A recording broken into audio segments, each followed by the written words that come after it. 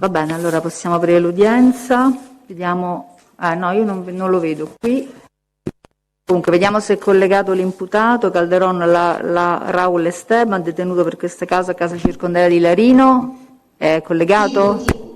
Sì, buongiorno Presidente. Dalla casa circondariale di Larino confermo la presenza in aula di Calderon Raul Esteban, nato in Argentina il 26 luglio 1969, garantiti i benefici di legge in materia di videoconferenza e nessuna condizione di incompatibilità con questo ufficiale di PG. In più informo la Corte che è munito di cuffie per i problemi di acufia che lui ha documentato. Nel caso ne avesse bisogno, ci sono sul tavolo. Va bene, adesso questa è una circostanza che non mi è stata portata a conoscenza, quindi ha problemi di ascolto?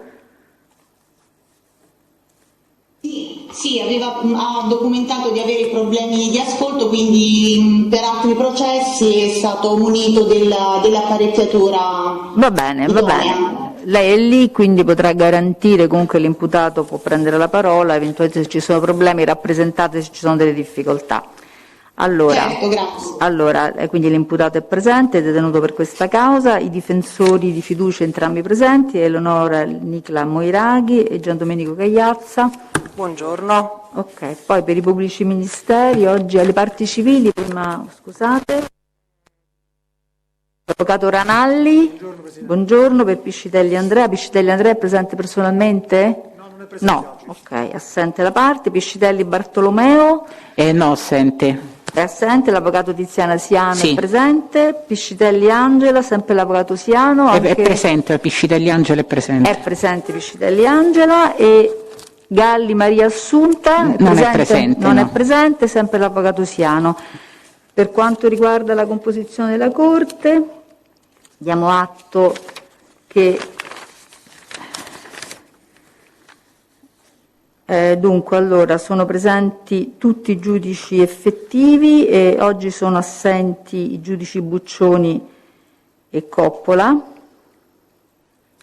e poi è presente anche il giudice Cruciani.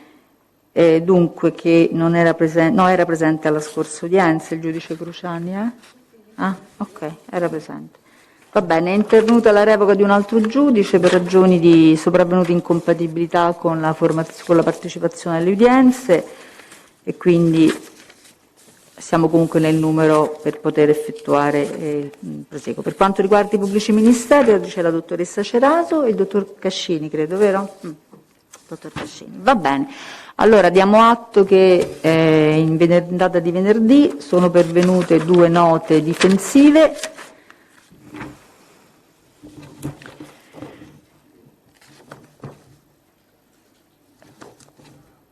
Dunque, va bene, sono 2 note difensive che anticipano alcune delle questioni che avrebbero posto per la presente udienza, che credo mi dicono essere state portate a conoscenza anche dell'Ufficio del Pubblico Ministero. Va bene, oggi devono essere formalizzate chiaramente in udienza, quindi possiamo dare la parola alla difesa per l'illustrazione. Grazie Presidente, Avvocato Moiraghi. Intanto depositeremo una memoria a sostegno di queste questioni preliminari che andremo ad illustrare oralmente così da poter rendere comprensibili a tutti le ragioni che sottostanno a queste questioni. Abbiamo provveduto a redigere una memoria che depositiamo in forma cartacea e poi, nel rispetto dei protocolli sottoscritti, anche un CD che contiene la stessa memoria. Ovviamente abbiamo avuto cura anche di fare una copia per i pubblici ministeri e per le parti civili, adesso andremo a distribuire. Presidente, intanto dobbiamo necessariamente far presente alla Corte che la difesa non è ancora nelle condizioni di poter esaurire le questioni che si sono anticipate, cercando di essere rispettosi di quell'invito che la Corte alla scorsa udienza aveva formulato, per una ragione empirica, ovvero perché ancora è in corso di formazione il fascicolo messo a disposizione della difesa, ciò in quanto nel corso dell'esame e della quindi valutazione degli atti che sono stati ostesi, sono emersi ulteriori atti richiamati in quelli ostesi, dei quali la difesa non ha avuto mai la disponibilità, e quindi si sta svolgendo a mano un'opera di indicazione di questi atti mancanti, e l'ufficio di procura sta di volta in volta riscontrando queste richieste e quindi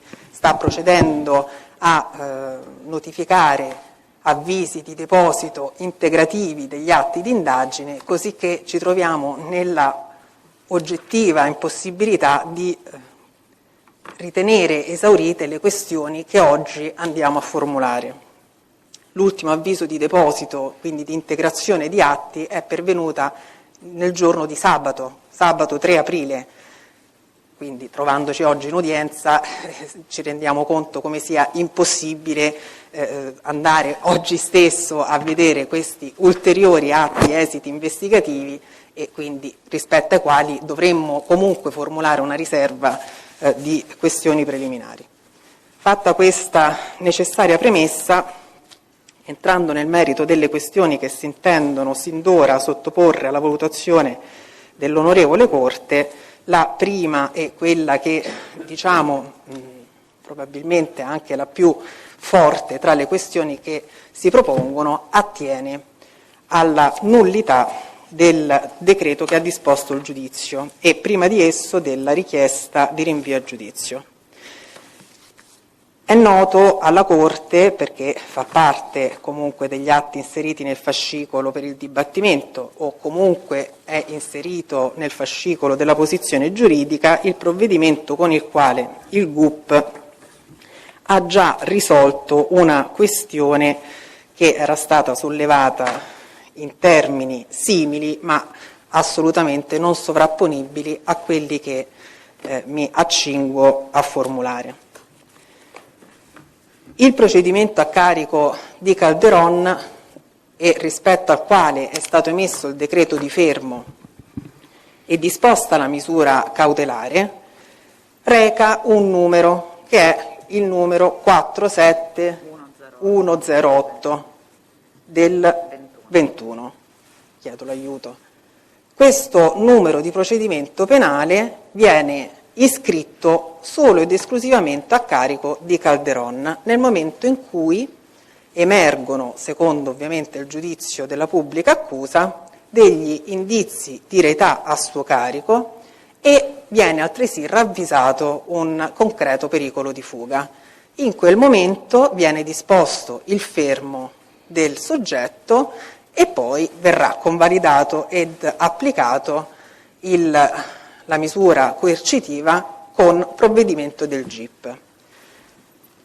Non devo ovviamente insegnare alla Corte, ma lo dico per rendere comprensibile la questione anche ai giudici popolari, è noto che nel momento in cui l'ufficio di procura chiede una misura, ha l'obbligo di portare a conoscenza del giudice al quale chiede l'applicazione della misura solo quegli elementi che sostengono questa valutazione di reità, per quanto è una valutazione indiziaria.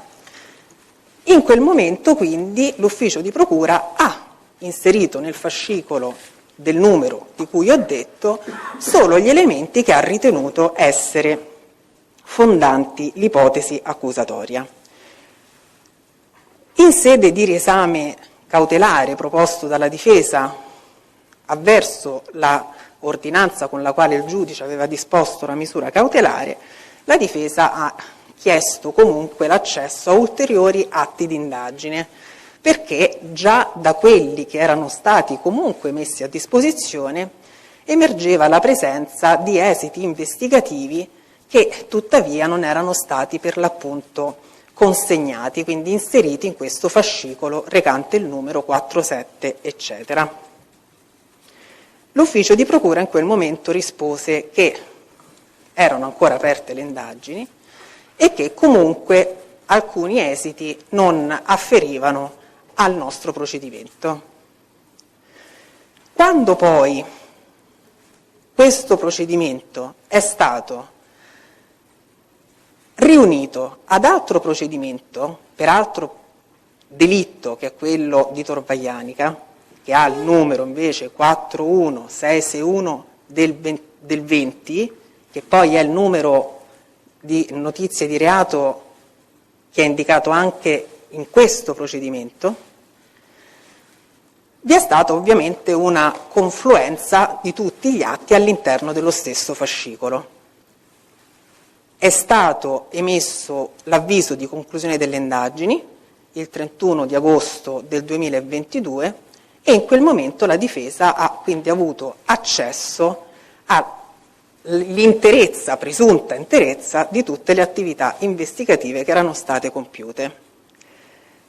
Ci si è quindi avveduti che nel corso del procedimento 9940 del 20 erano state compiute la totalità delle indagini preliminari. Questo numero di procedimento, il 9940, era il procedimento principale dal quale era stato separato il procedimento numero 47 a carico del solo Calderon. Quindi abbiamo due procedimenti di indagine, uno che è 9940 e l'altro che è 41661. Il 9940 viene iscritto in ordine al delitto di cui ci occupiamo oggi, quindi l'omicidio di Fabrizio Piscitelli. Il procedimento 41661 invece viene iscritto in ordine al diverso delitto di omicidio ai danni di Selavdi Sheai. All'interno quindi del procedimento Piscitelli si stacca questo sottoprocedimento, il numero 47, che poi verrà riunito al principale, al portante, al 9940, che a sua volta verrà riunito al 41661. Questo è il quadro dei procedimenti che sono stati iscritti in questo processo, nel senso di attività investigativa. Nel momento in cui viene quindi emesso l'avviso di conclusione delle indagini, la difesa ha finalmente la possibilità di avere accesso a tutte le fonti di prova che erano state raccolte fino a quel momento e anche in quell'occasione, attraverso la disamina degli atti e dei provvedimenti che sono stati finalmente ostesi con la chiusura delle indagini, si è avveduta comunque della mancanza di ulteriori attività investigative che sicuramente erano state compiute perché venivano per l'appunto citate o addirittura all'interno dei decreti con i quali il GIP aveva disposto la proroga delle operazioni di intercettazione o comunque richiamati espressamente in diverse annotazioni di polizia giudiziaria. A fronte quindi della richiesta della difesa alla procura di mettere a disposizione tutti gli esiti, anche perché come si fa a indicare esattamente ciò che non è stato prodotto se non si sa che esiste o se non si è mai avuta conoscenza di un'attività? Quindi si era più volte sollecitato l'ufficio di procura a mettere a disposizione della difesa l'interezza, la pienezza di tutte le attività di indagine compiute con riferimento a questo delitto. L'ufficio di procura, in occasione dell'udienza preliminare del 14 di novembre del 2020, che però poi si è celebrata e decisa in data 5 dicembre del 2022, scriveva che era stato compiuto un indispensabile esercizio di selezione, di attività di selezione sugli atti di indagine compiute perché erano ancora sostanzialmente in corso le indagini e quindi vi era la necessità di mantenere il segreto sulle stesse. Ovviamente questa è un'attività che può essere legittimamente compiuta dall'ufficio di procura ai sensi dell'articolo 329 del Codice di Rito, quando le informazioni possono pregiudicare la prosecuzione delle indagini ancora in corso. Ovviamente con un provvedimento motivato l'ufficio di procura può sottrarre dalla conoscenza dell'imputato e del difensore dette attività.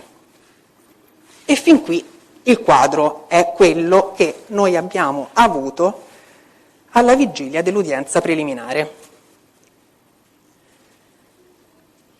In udienza preliminare il giudice ha ritenuto che non sussistessero profili di connessione o collegamento tra il procedimento iscritto per l'omicidio di Piscitelli e il procedimento iscritto per l'omicidio di Selav Disceai, e quindi, pur disponendo il rinvio a giudizio dell'imputato per entrambi i fatti, ha disposto la separazione dei due procedimenti. In quel momento l'ufficio di procura ha iniziato a mettere a disposizione della difesa ulteriori atti, altre attività investigative che erano state compiute ovviamente in epoca assolutamente antecedente e che ora venivano messe a disposizione della difesa. L'ostensione maggiore, quindi la consegna, l'inserimento negli atti più rilevante, l'abbiamo avuta però soltanto dopo la formulazione da parte dell'ufficio di procura di una richiesta di archiviazione nei confronti di soggetti diversi ovviamente da Calderon, che però erano interessati dalle indagini in qualità di mandanti dell'omicidio. Chiesta l'archiviazione per questi soggetti, a quel punto è stato notificato un ulteriore avviso di deposito atti e in quella occasione la difesa ha avuto accesso a una vastità di materiale che ancora oggi la impegna nello studio e nell'approfondimento e che ha consegnato la presenza in atti di elementi di decisiva importanza, di un'incidenza tale da rendere, e vado poi a spiegare nel dettaglio, la richiesta di rinvio a giudizio nulla. Nulla perché questi esiti investigativi, che erano già nella disponibilità dell'ufficio di procura, non potevano non essere ostesi in ragione del invocato segreto istruttorio. Sappiamo che il procedimento penale ed il processo hanno una forma assolutamente vincolata, scandita, ci sono delle fasi con dei termini prescritti a pena di decadenza o comunque termini perentori. E uno di questi termini che non può essere in nessun modo violato o eluso è quello di durata massima delle indagini preliminari.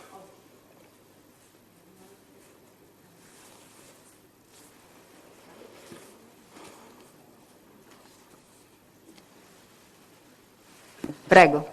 Sì, grazie. Dicevo, un termine che segna la scadenza senza possibilità di ulteriore prolungamento e proroga è quello sancito dall'articolo 407 del Codice di procedura penale. Le indagini preliminari hanno una durata stabilita che risponde a dei principi di legalità e di ragionevole durata del procedimento. Nel momento in cui un soggetto viene iscritto nel registro delle notizie di reato, nei suoi confronti si potranno svolgere indagini a seconda del titolo di reato per un massimo non ulteriormente prorogabile di 2 anni. Calderon è stato iscritto nel registro delle notizie di reato in data 25 novembre 2020 e nei suoi confronti quindi, al momento della conclusione delle indagini preliminari, che abbiamo detto invece avere data 31 agosto 2022, il termine dei 2 anni formalmente non era ancora spirato. E questo ha ovviamente indotto la difesa a non porre alcuna questione rispetto alla violazione del termine di durata massima, perché per Calderon non si manifestava questo vizio. No, scusi, perché abbiamo Prego, visto le prego. memorie, però non me le hanno messe a disposizione qua, quindi le sto ricercando. Sì, per la seguire memoria, anche, la memoria logicamente, la le- produciamo adesso, questa. Se vuole gliel'anticipo? Sì, no, va bene, ma quella tanto la dovremo poi leggere con calma. Vada pure avanti, sto semplicemente chiedendo che mi vengano messe qui sul Ah, ok. tavolo le 2 note che avevate mandato Sì. in cancelleria. Va bene, prosegua pure. Dicevo, quindi rispetto proprio alla persona di Calderon, la difesa, quando è stata celebrata l'udienza preliminare, non ha posto questa questione perché formalmente le indagini nei suoi confronti non avevano superato la durata massima stabilita dalla legge in 2 anni. Però nel ottenere i provvedimenti di iscrizione di Calderon, che non erano stati inseriti dall'ufficio di procura nel fascicolo, ma sono stati consegnati alla difesa dietro espressa richiesta, abbiamo appreso anche altre informazioni che hanno dato la stura ad altre istanze con le quali sono state chieste altre informazioni. Abbiamo avuto cura di allegare alla memoria che ci accingiamo a depositare tutte le istanze e le risposte che la parte di difesa e la parte pubblica si sono scambiate dalla chiusura delle indagini preliminari ad oggi. E l'emergenza decisiva l'abbiamo avuta quando abbiamo scoperto che altri soggetti che erano interessati dall'attività di indagine erano stati iscritti in epoca antecedente a Calderon e in particolare nel mese di marzo del 2020. E tutte le indagini sono state espletate nell'ambito del procedimento 9940. Come è facilmente verificabile dai decreti di autorizzazione e proroga allo svolgimento delle attività di intercettazione, quel procedimento era iscritto nei confronti di Capriotti più 16. Calderon invece è stato iscritto successivamente rispetto a Capriotti, ma è stato iscritto anche successivamente a Leandro Bennato. È stato iscritto insieme invece a Giuseppe Molisso, quella data del 25 novembre 2020. Allora, non v'è chi non veda come dal marzo 2020 la durata massima per l'effettuazione delle indagini spirasse a marzo del 2022. E l'articolo 407, nella sua formulazione rigorosa, impone all'ufficio di procura di chiedere l'archiviazione quando non ritenga di poter esercitare l'azione penale entro 3 mesi dalla scadenza naturale ultima di questo termine.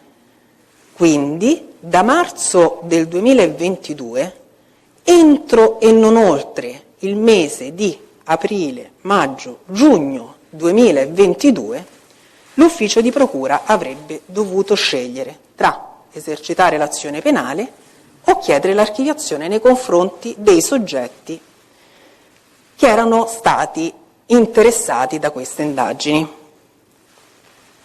Sebbene fosse quindi nella condizione di operare questa scelta e fosse anzi obbligata a svolgerla, l'ufficio di procura ha formulato questa richiesta di archiviazione soltanto l'8 febbraio 2023. Quindi a distanza di quasi un anno dalla scadenza del marzo 2022 e dopo la celebrazione dell'udienza preliminare.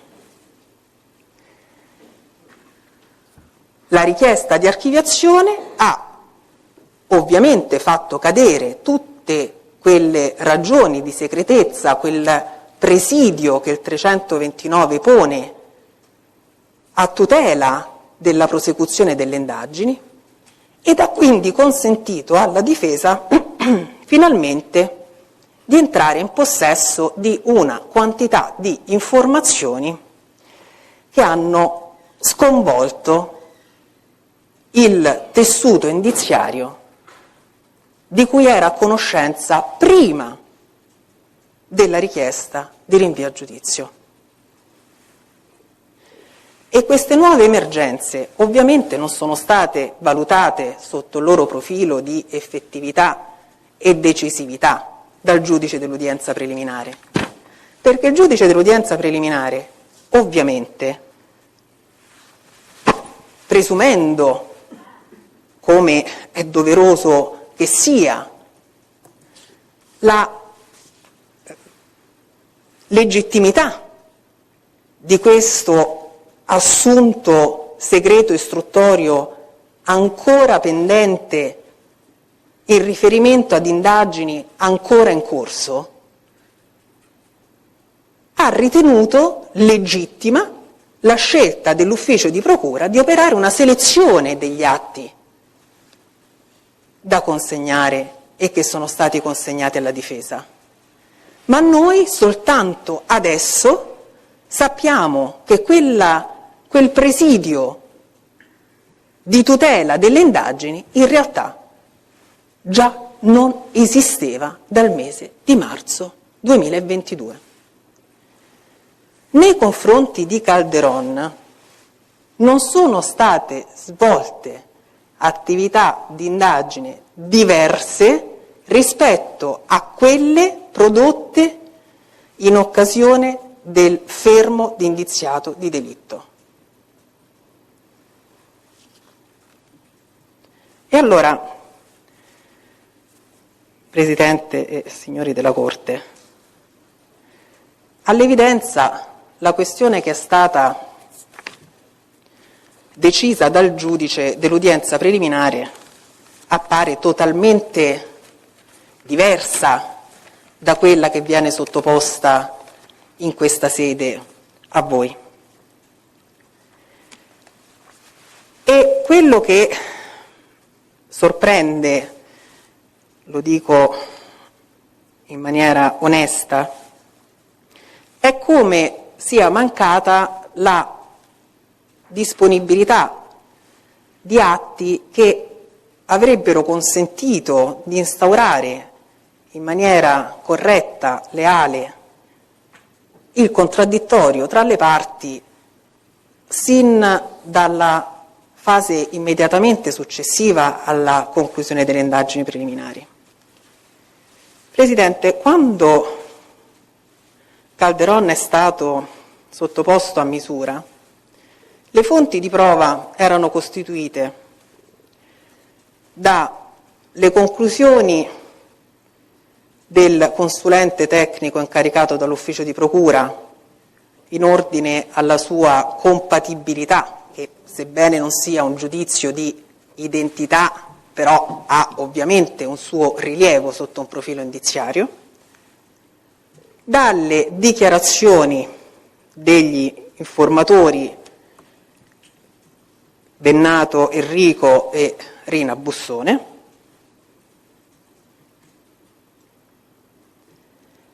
e da null'altro, e dalla presunzione che l'arma utilizzata per il delitto fosse quella sottratta da Rina Bussone durante una rapina dalla stessa perpetrata nell'aprile del 2019 e sottratta al gioielliere rapinato. Questi sono gli elementi posti a sostegno dell'applicazione della misura cautelare.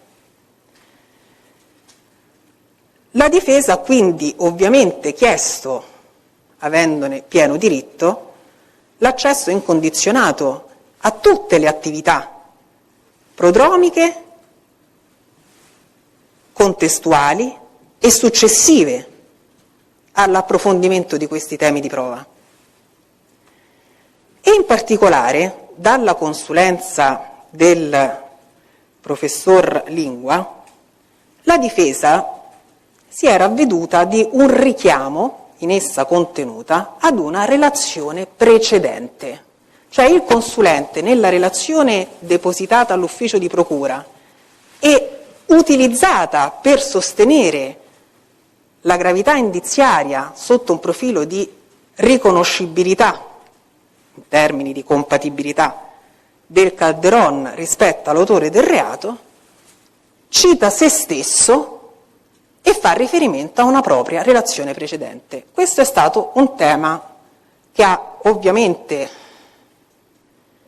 solleticato la difesa, che ha fatto immediatamente richiesta all'ufficio di procura di avere a disposizione anche questa relazione precedente, tanto più che la difesa, nella ovviamente estrinsecazione dei suoi doveri di assistenza difensiva, conferiva incarico a un proprio consulente tecnico di parte per svolgere delle osservazioni sulle attività esperite dal consulente dell'ufficio di procura.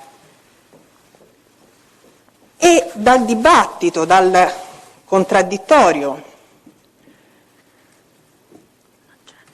tra i due consulenti sono emersi dei profili tecnici che si sono rivelati decisivi anche per la Corte di Cassazione,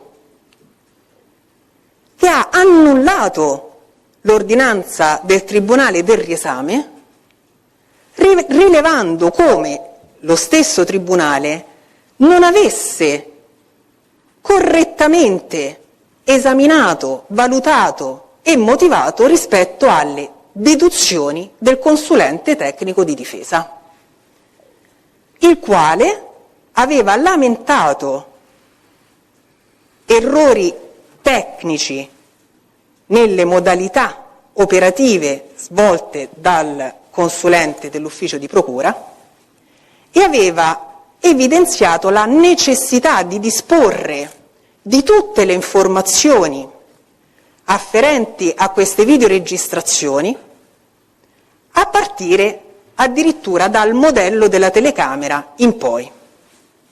Senza ovviamente entrare nel merito che sarà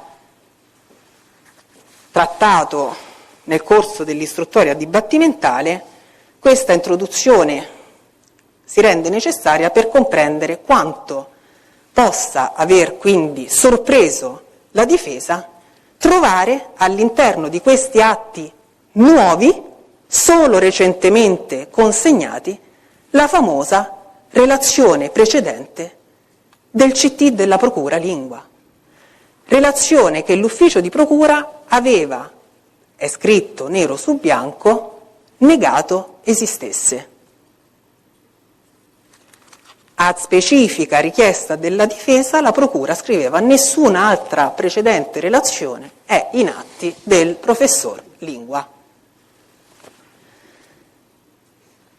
E noi non soltanto abbiamo trovato ora questa precedente relazione, la quale, attenzione, esprimeva forti perplessità sulla compatibilità del Calderon con l'autore del reato, ma addirittura era stata svolta attraverso la visione di videoregistrazioni mai consegnate alla difesa, impedita quindi di svolgere i medesimi accertamenti attraverso il proprio consulente tecnico sullo stesso materiale posto a disposizione del professor Lingua, nominato dapprima come ausiliario di polizia giudiziaria e poi al quale è stato conferito specifico incarico, senza le garanzie del 360, perché ovviamente a quell'epoca non era stato ancora sottoposto a fermo il Calderon. Ed ancora, abbiamo trovato ora una relazione tecnica della polizia scientifica con la quale viene illustrata la procedura che è stata svolta su questi video per migliorarne la qualità. In una delle primissime istanze la difesa chiedeva all'ufficio di procura di mettere a disposizione tutti i video che erano stati ovviamente raccolti e chiedeva che venissero posti nella disponibilità nella loro estensione originale, perché su uno dei due video, sappiamo che un video è stato estratto da un sistema di videosorveglianza privato installato all'interno di un'abitazione situata di fronte al parco dove è avvenuto il fatto, e quindi a Via Lemonia, e poi un altro video era stato estratto dal sistema di videosorveglianza privato di un bar, il bar Rab, che aveva ripreso una scena di questo scooter che fugge con a bordo i due malviventi. La difesa quindi aveva chiesto di avere l'accesso a entrambi questi video, che erano gli unici che si sapeva essere stati utilizzati per le comparazioni dal professor Lingua, non conoscendo invece la consegna di altri video, e che il professore tecnico di difesa chiedeva di ottenere quindi così come originariamente estratti da questi sistemi. E la richiesta veniva formulata perché in una relazione DPG era stato specificato, ma solo con riferimento al video del bar Rab, che era stata modificata l'estensione per renderne possibile la visione con gli ordinari sistemi di riproduzione di lettori che abbiamo tutti sui PC, VLC. Nulla veniva scritto rispetto a interventi di modifica del video di Via Lemonia. Ma nonostante l'espressa richiesta della difesa, soltanto adesso, dicevo, abbiamo scoperto di questa attività che è stata svolta sui video da parte della Polizia Scientifica, e faccio riferimento ad attività che è stata eseguita niente meno che il 16 di settembre 2019, ben prima della chiusura delle indagini preliminari, ben prima dell'applicazione della misura, ben prima dell'udienza di discussione dinanzi al Tribunale del riesame e della Cassazione e dell'udienza preliminare. E cosa troviamo scritto in questa relazione tecnica del Servizio di Polizia Scientifica, sezione indagini elettroniche? Che sono state loro attivate dalla Polizia Giudiziaria che stava investigando le attività per migliorare la qualità delle immagini dei video dell'evento delittuoso e implementare gli esiti della pregressa attività tecnica anche attraverso l'utilizzo delle tecniche di interpolazione in relazione all'omicidio di Piscitelli Fabrizio. Ed infatti, con questa attività tecnica di interpolazione sono stati applicati dei filtri, sono stati applicati degli algoritmi che hanno ridimensionato, modificandone le misure, hanno ridimensionato l'immagine, corretto la sfocatura causata dalla turbolenza dell'aria su riprese a lunga distanza o causata dall'elevata temperatura e umidità, corretto la distorsione geometrica causata dall'ottica dei dispositivi di acquisizione utilizzati e regolato i toni in base ad una curva regolare definita da punti di controllo. Ed infatti troviamo all'interno di questa relazione dei fotogrammi estratti dai video, è scritto così nella didascalia sotto il fotogramma, migliorato in formato .avi, quando noi sapevamo che il formato era in MP4. La difesa, quindi, ad oggi non è nella condizione di sapere se il video che è stato consegnato sia quello originale in MP4 o quello sottoposto a questi algoritmi di miglioramento e esteso nel formato AVI. con grave, ovviamente, pregiudizio alla possibilità di controdedurre in maniera paritaria a quelle osservazioni che il consulente della Procura ha svolto nei propri elaborati. Se il materiale messo a disposizione delle parti è diverso, ma è inevitabile che vi sia un pregiudizio per la parte che ha avuto la minor e più scarsa qualità e quantità del materiale a disposizione. Ed ancora, abbiamo appreso, sempre grazie a questo ulteriore deposito di indagini, dell'esistenza di una attività di escussione di persone informate sui fatti, rispetto alle quali sempre era stata chiesta dalla difesa la consegna dei sottostanti verbali e che appunto erano stati negati in forza della necessità di tutelare la prosecuzione delle indagini, ma che oggi ci stanno venendo consegnati. Oggi stiamo ricevendo in consegna i verbali che abbiamo chiesto sin dalla chiusura delle indagini preliminari, con impossibilità oggi di svolgere delle attività difensive rispetto al contenuto di questi verbali.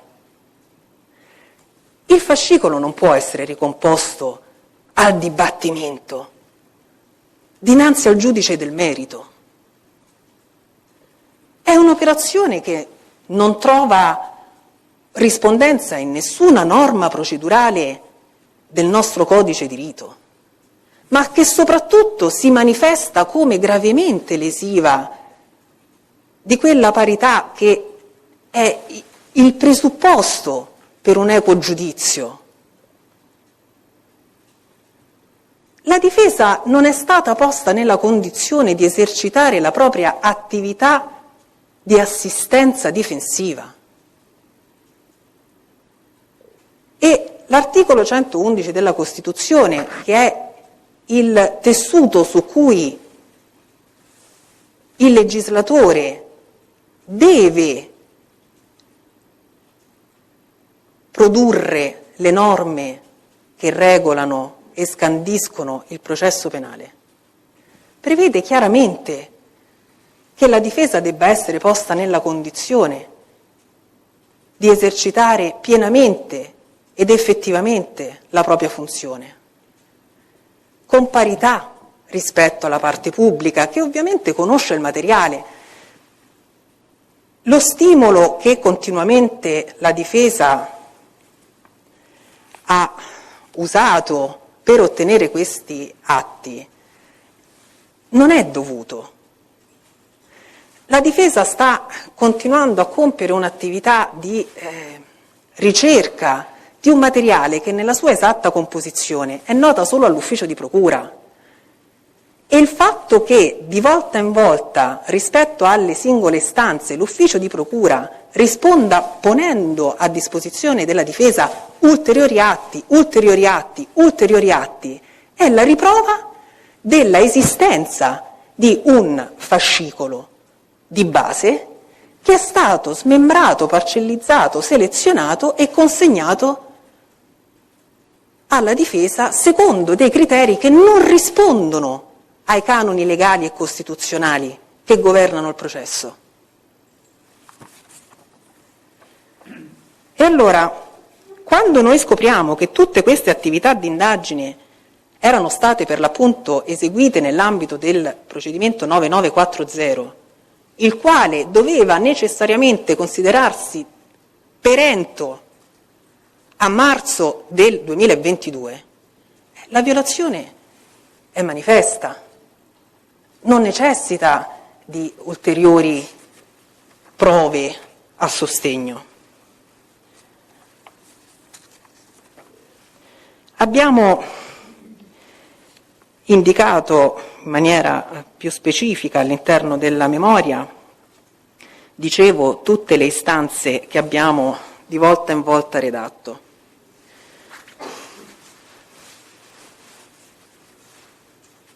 Ma abbiamo anche indicato quegli elementi che riteniamo appunto decisivi a dimostrare la nullità del decreto che ha disposto il giudizio, perché il fascicolo composto dinanzi al GUP era un fascicolo gravemente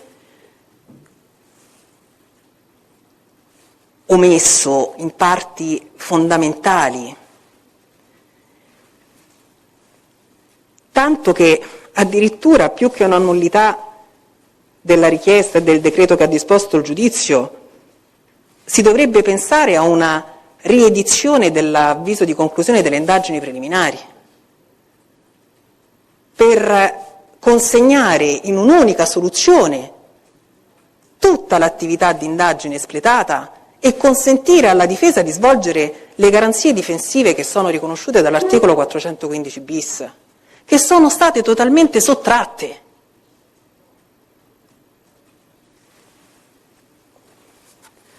E allora dicevo, la difesa ha di recente chiesto all'ufficio di procura di mettere a disposizione ulteriori esiti che riguardano un altro dato importantissimo, fondamentale di questo processo, perché una volta che abbiamo detto c'è stata una richiesta di archiviazione per le persone che erano indagate in qualità di mandanti, gli altri due aspetti restano: la consulenza tecnica sulla compatibilità, e abbiamo detto le ragioni per le quali questa consulenza a questo punto debba essere totalmente rivista dal consulente della difesa, con però la disponibilità di tutte le informazioni che fino ad oggi non ha avuto, e l'arma del delitto.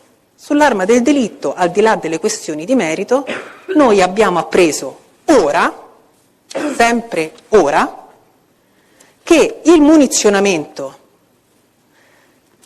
che è stato utilizzato per commettere questo efferato crimine apparteneva a un lotto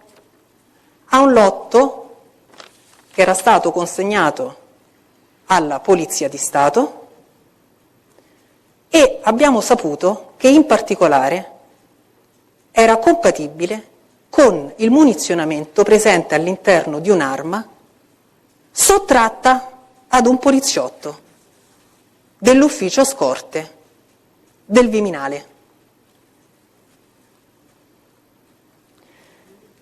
Ovviamente questa è un'informazione che ha una portata deflagrante per la difesa, che ben avrebbe potuto e voluto svolgere attività di investigazione difensiva al riguardo.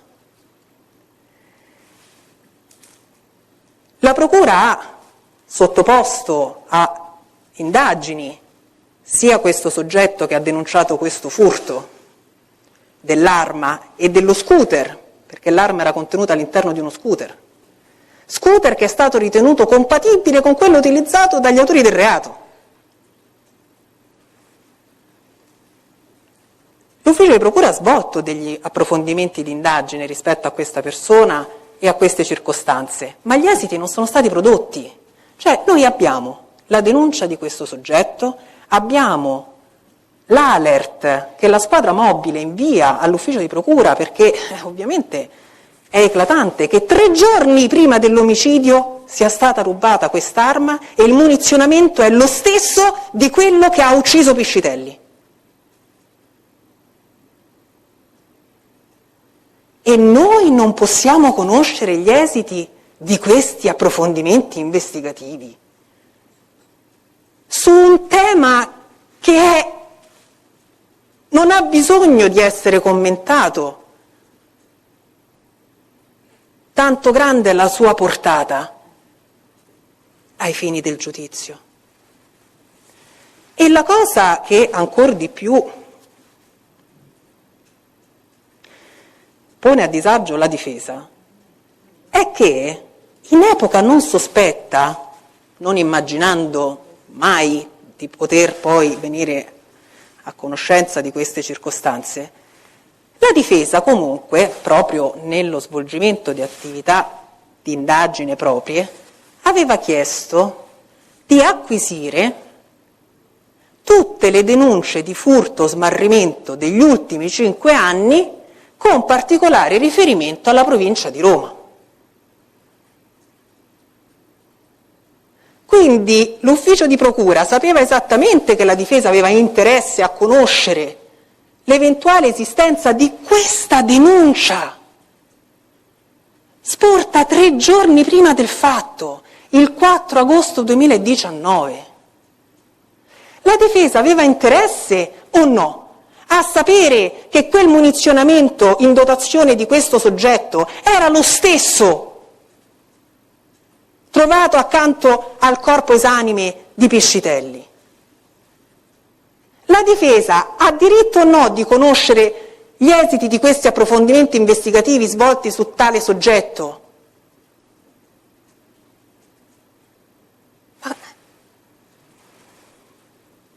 E allora, signori giudici, qui non è una questione di utilizzabilità e inutilizzabilità. Intanto la sanzione di inutilizzabilità presuppone l'esistenza di un atto. Verrà dichiarato inutilizzabile un atto che c'è. Se l'atto non c'è, va da sé che è inutilizzabile. Come faccio a utilizzare quello che non ho? E quindi già sotto un profilo proprio di logica sarebbe impossibile applicare questo istituto sanzionatorio. Qui versiamo in una ipotesi piena di nullità. Di nullità. L'articolo 178 prevede che sia sempre dichiarata la nullità degli atti che concernono, tra gli altri, l'assistenza dell'imputato. Assistenza nella interpretazione e nell'esegesi giurisprudenziale si intende quale funzione di assistenza tecnica del difensore a tutela dell'imputato, dell'indagato, è uguale.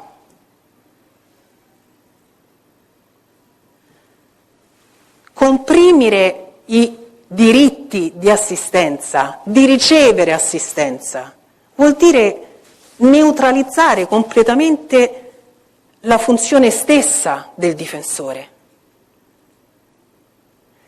E allora il combinato disposto, anzi il trittico delle previsioni del 415 bis, del 416 e del 407 rivelano come gli atti ostesi alla difesa siano stati parziali ed insufficienti, e il combinato disposto dell'articolo 178 del Codice di rito con l'articolo 111 della Costituzione e 24 impongono quale unica soluzione possibile il riconoscimento di una violazione dei diritti di assistenza di difesa che comportano necessariamente una declaratoria di nullità del decreto che dispone il giudizio,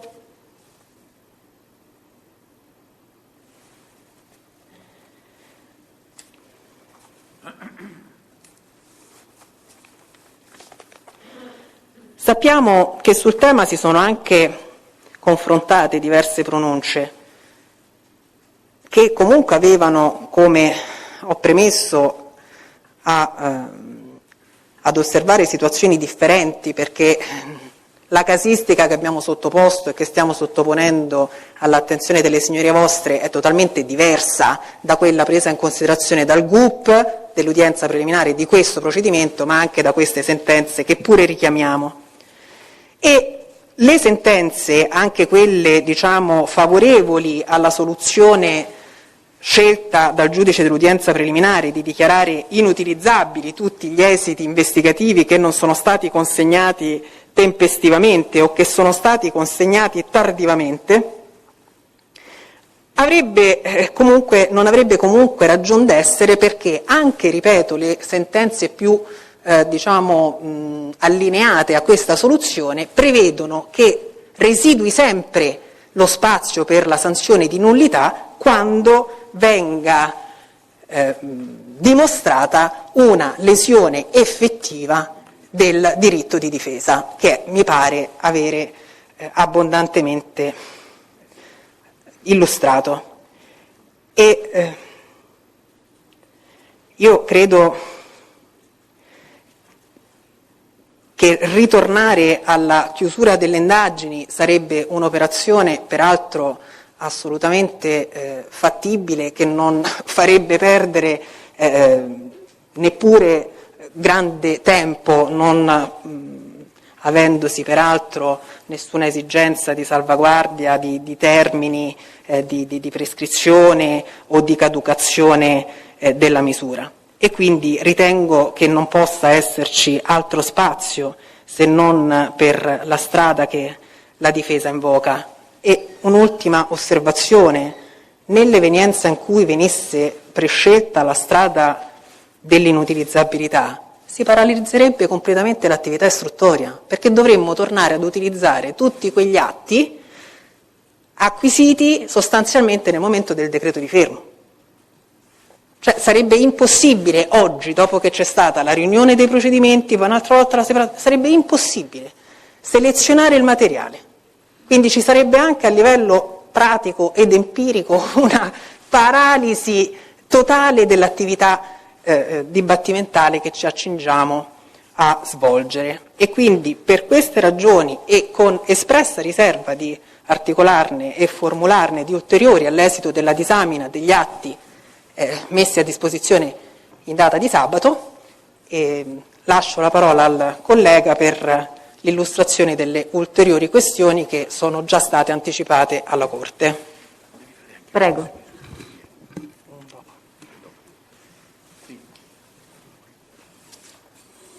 Sì, signora Presidente, signori giudici, su questa prima questione, che d'altronde rassegniamo anche con memoria scritta dettagliata e precisa quanto la brillante esposizione della collega Moiraghi, su questo non c'è molto altro da aggiungere, se non una considerazione di carattere generale che rivolgo soprattutto ai giudici, signori giudici popolari, perché per voi giudici togati, insomma, dico delle cose scontate, ma dico ai giudici popolari che potrebbero avere una sensazione un po' di smarrimento di fronte a alla complessità delle questioni che stiamo ponendo. E cioè voglio dirvi questo: accade frequentemente nei processi, soprattutto in processi di questa indagine, di questa complessità, che l'ufficio di procura si assuma la responsabilità di sottrarre temporaneamente, nella fase delle indagini, alla cognizione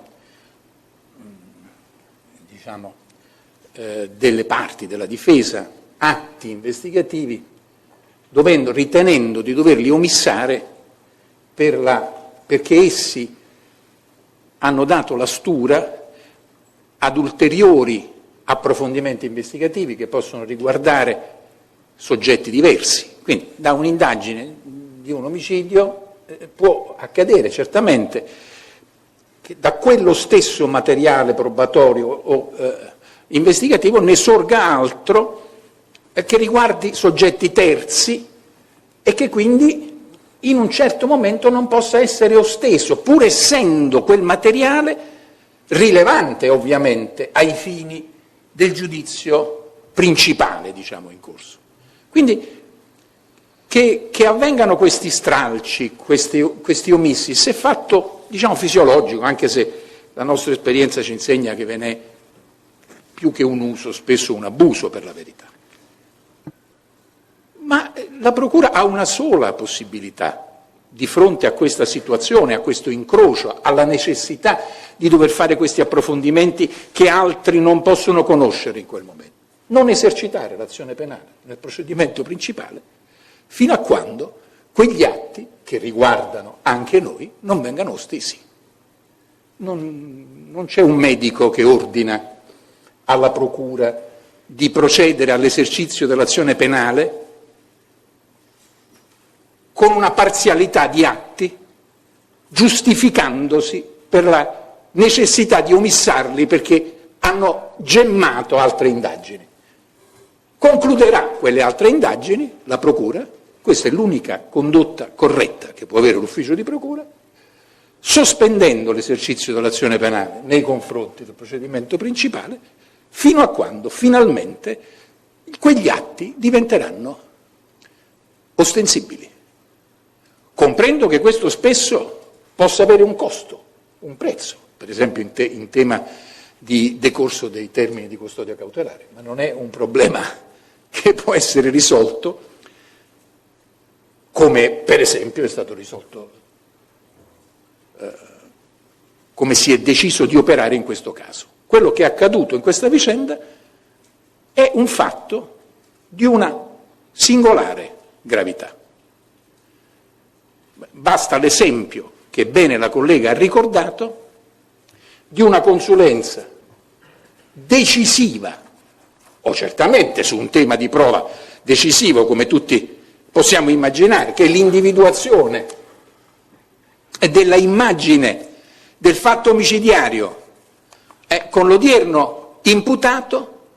Noi dobbiamo scoprire ora, dopo la celebrazione dell'udienza preliminare, che esisteva una precedente valutazione del consulente del pubblico ministero che diversamente dalla seconda era perplessa alla pari di quella difensiva. Ma stiamo scherzando? Basterebbe questo esempio per far comprendere che questa scelta così, come possiamo dire, nervosa della procura su questa indagine non può trovare nessun tipo di giustificazione e non può che arrivare alle conclusioni che avanziamo sulla nullità del decreto che dispone il giudizio, perché, dico ancora una volta ai giudici popolari, non solo all'udienza preliminare, il giudice dell'udienza preliminare, certamente la difesa, ma al giudice dell'udienza preliminare sono state sottratte cognizioni decisive per la valutazione del rinvio a giudizio, ma è stato pregiudicato gravemente un diritto fondamentale dell'imputato che si consuma con l'udienza preliminare, che è quello dell'eventuale scelta di riti alternativi. Io, ovviamente, questo lo dico solo perché sia chiaro, quale rilevanza, diciamo, decisiva ha la necessità che all'udienza preliminare il quadro degli elementi probatori sia completo nella cognizione dei soggetti che devono celebrare quella udienza e che nessuna giustificazione può rappresentarsi di questa successiva attività, diciamo, di sgocciolamento continuo di atti di indagine, tra l'altro frutto di una pervicace, insistente, ammirevole attività difensiva, di sollecitazione, di richiesta, di intuizione che vi sono altri atti, perché questa è la storia che ora la collega vi ha rappresentato. La difesa è stata posta nella condizione, leggendo gli atti, di dover intuire che ve ne fossero altri, di chiederli e di ottenerli. È una dinamica totalmente patologica che non può che avere la correzione che è stata invocata dalla collega. Brevemente altre 3 questioni. Sequestro probatorio dell'8 agosto 2019 della telecamera che è proprio quella pertinente al sistema, diciamo, di videosorveglianza, antifurto, come vogliamo chiamarlo, di un appartamento privato posto di fronte al luogo, al parco dove è avvenuto l'omicidio. Si tratta di un provvedimento, questo di sequestro, la cui convalida è manifestamente nulla per mancanza di motivazione. Il pubblico ministero convalida, sostituto procuratore allora la dottoressa Plastina, convalida il sequestro, visto si convalida ricorrendone i presupposti di legge.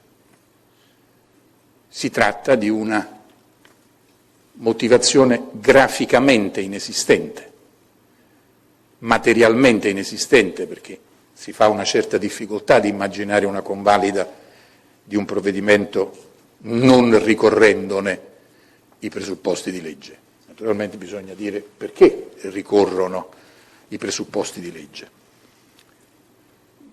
Mi consentano di ricordare che la giurisprudenza su questo punto della Suprema Corte è costituzionale, implicita, è semplicemente costante nell'esigere che il sequestro probatorio, perfino del corpo di reato,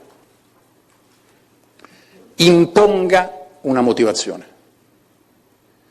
C'è stato contrasto anche dottrinario e giurisprudenziale, perché si diceva, e non è il nostro caso, perché questo non è corpo di reato, è semmai cosa pertinente al reato, ma ragioniamo sul corpo di reato perché il più contiene il meno, diciamo così.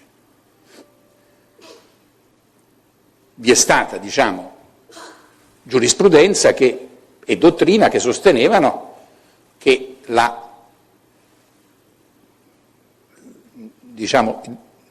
con riferimento al corpo di reato la ragione e la motivazione del sequestro fosse implicita e l'arma del delitto, la sequestro, che bisogno di motivare. Perfino rispetto a questa giurisprudenza, che era peraltro minoritaria, sono intervenute le sezioni unite. Per la verità sono dovuto intervenire forse 3 volte addirittura, certamente 2, per correggere questa costante tentazione di pretendere che perlomeno sul corpo del reato si potesse dare per presunta la motivazione. Niente da fare. La giurisprudenza è tetragona nel pretendere che il provvedimento debba essere motivato. Si tratta di un provvedimento ablativo, ovviamente, quindi che va a toccare diritti costituzionali fondamentali, oltre che il diritto della difesa, naturalmente, di poter sindacare la natura del provvedimento. Non credo debba ulteriormente illustrare la ragione per la quale una motivazione quale questa abbozzata dalla dottoressa Plastina non sia una motivazione. Dunque chiediamo che venga dichiarata la nullità del decreto di convalida e la conseguente inefficacia del provvedimento di sequestro. Secondo tema.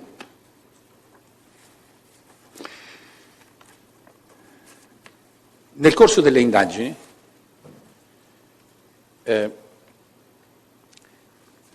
viene dalla polizia giudiziaria installata una videocamera presso un impianto sportivo, in un impianto sportivo. Adesso vedremo che l'uso della locuzione presso del provvedimento è volutamente lasca, diciamo così. Perché? Perché si tratta di un centro sportivo, un campo di calcetto sostanzialmente, nel quale si era appreso che il Calderon facesse attività di allenamento fisico. Quindi, nei confronti di soggetto gravemente sospettato di essere l'autore del fatto omicidiario, era nata l'esigenza di immagini fisiche per consentire la comparazione con il video del fatto omicidiario, in modo che i criteri di analisi antropometrica consentissero, diciamo, la verifica della asserita compatibilità della figura ripresa nel video omicidiario con le caratteristiche fisiche antropometriche del Calderón. Viene disposto questo provvedimento, l'installazione di questa telecamera viene con successivo provvedimento prorogata. Viene prorogata. Il punto qual è? Che questa è un'attività di intercettazione di immagini che avviene in un luogo di privata dimora. Dobbiamo ricordare che la intercettazione delle immagini è pacificamente delle immagini, innanzitutto quelle cosiddette di comunicazione non verbale tra soggetti che possono fare dei segni tra di loro, ci può essere interesse, sono equiparate alla intercettazione tout court, diciamo così, e quindi richiede di sottostare alle regole di garanzia rigorosissime delle intercettazioni telefoniche, intercettazioni ambientali, quindi video, eccetera, eccetera. Ci deve essere un giudice, ci deve essere una richiesta, la richiesta deve essere motivata, il giudice deve disporre con motivazioni molto rigorose. Ora non ci perdiamo su questi dati. Che cosa ne è invece delle immagini e della ripresa delle immagini che non costituiscono nemmeno comunicazione, diciamo, non verbale? Immagini pure e semplici di soggetti che sono indagati. E su questo è pacifico il dato, anche qui giurisprudenziale, che esse sono consentite e si sottraggono alle regole delle intercettazioni di cui abbiamo finora parlato, quindi sono immagini che possono essere adottate da iniziativa dell'inquirente alla condizione rigorosa che esse non avvengano in luoghi di privata dimora. Quindi non vi sia la violazione dei principi costituzionali della inviolabilità del domicilio. In sostanza, se io metto una telecamera per controllare cosa accade in una strada, in un quartiere, fuori da una abitazione, con una ripresa di carattere, diciamo, ampio, per cui vedo chi entra, chi esce, chi passa, tutto questo non richiede che io passi dalla previa autorizzazione e con i criteri rigorosi dell'autorizzazione dell'intercettazione. Non posso farlo se pretendo di captare queste immagini nel luogo di privata dimora della persona interessata o in generale in un luogo di privata dimora.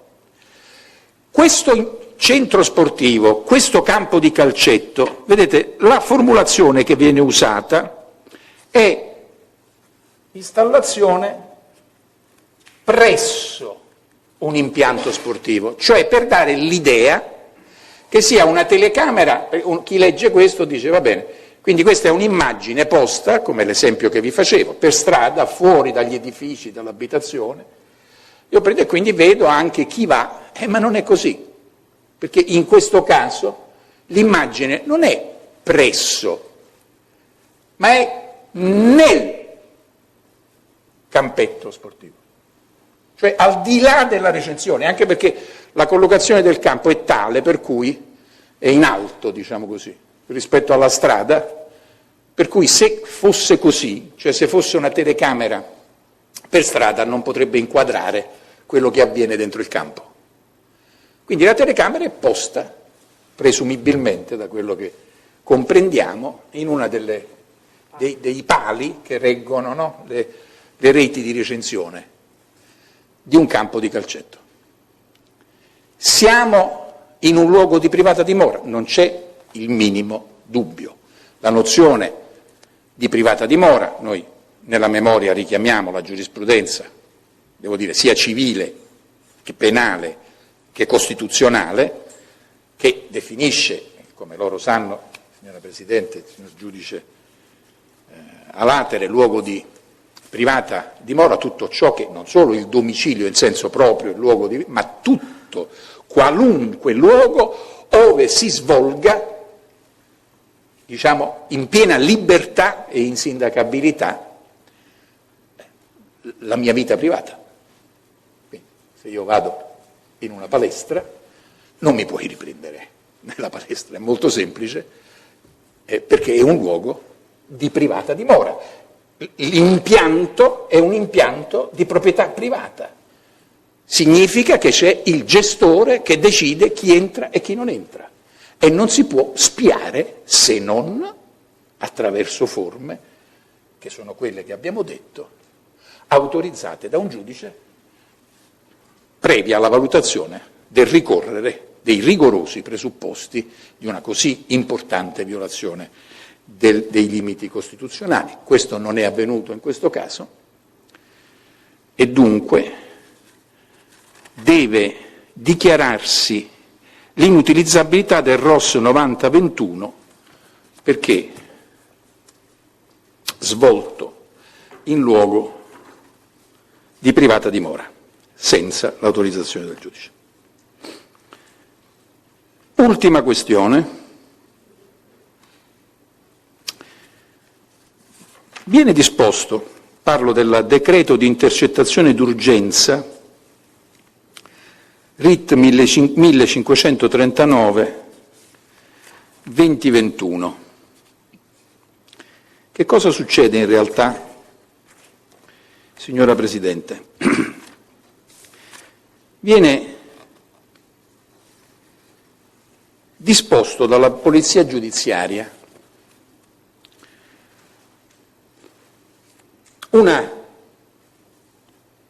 viene richiesto al pubblico ministero un decreto di intercettazione ambientale presso l'abitazione di Enrico Bennato. Abbiamo sentito, sappiamo chi è, coindagato e a lungo ipotizzato come mandante di questo omicidio. Questo Bennato era già sottoposto ad intercettazione telefonica della propria utenza cellulare, ma nell'ascoltare proprio le conversazioni telefoniche si apprende che il Bennato si sta adoperando per vedere installata presso la propria, naturalmente il Bennato ignaro di essere intercettato, di vedere installata presso la propria abitazione un modem che renda possibile l'attivazione di un'utenza telefonica fissa. D'accordo? Ora, inopinatamente, perché qui veramente, diciamo, il ragionamento è misterioso, prima ancora che illegittimo, la Polizia Giudiziaria fa discendere da questa manifestata esigenza tecnica del Bennato di installare un modem una incontenibile urgenza di doverlo ascoltare ambientalmente. Io onestamente ancora adesso faccio fatica a capire il nesso logico tra la circostanza che questo signore volesse mettere su una utenza telefonica fissa con un modem e la incontenibile necessità di intercettarlo ambientalmente prima che arrivasse l'installazione. Nella motivazione si dice sarà tra 2 giorni l'intercettazione, quindi assolutamente dobbiamo avere il tempo di installare, quindi con procedimento d'urgenza, dico ai giudici popolari, perché qualunque ragionamento può essere legittimo. Qui noi stiamo discutendo di un provvedimento, ancora una volta, che si sottrae al vaglio del giudice. E questo è il punto. E ai criteri, si può chiedere un'intercettazione ambientale, e la si chiede al giudice, il giudice la valuta e la dispone. Se non la dispone, non la dispone. La possibilità che la polizia giudiziaria, con l'intesa con il pubblico ministero, possa operare d'urgenza un atto così intrusivo, diciamo, è una ipotesi di natura eccezionale che deve richiedere la rappresentazione di una situazione di urgenza di tipo obiettivo.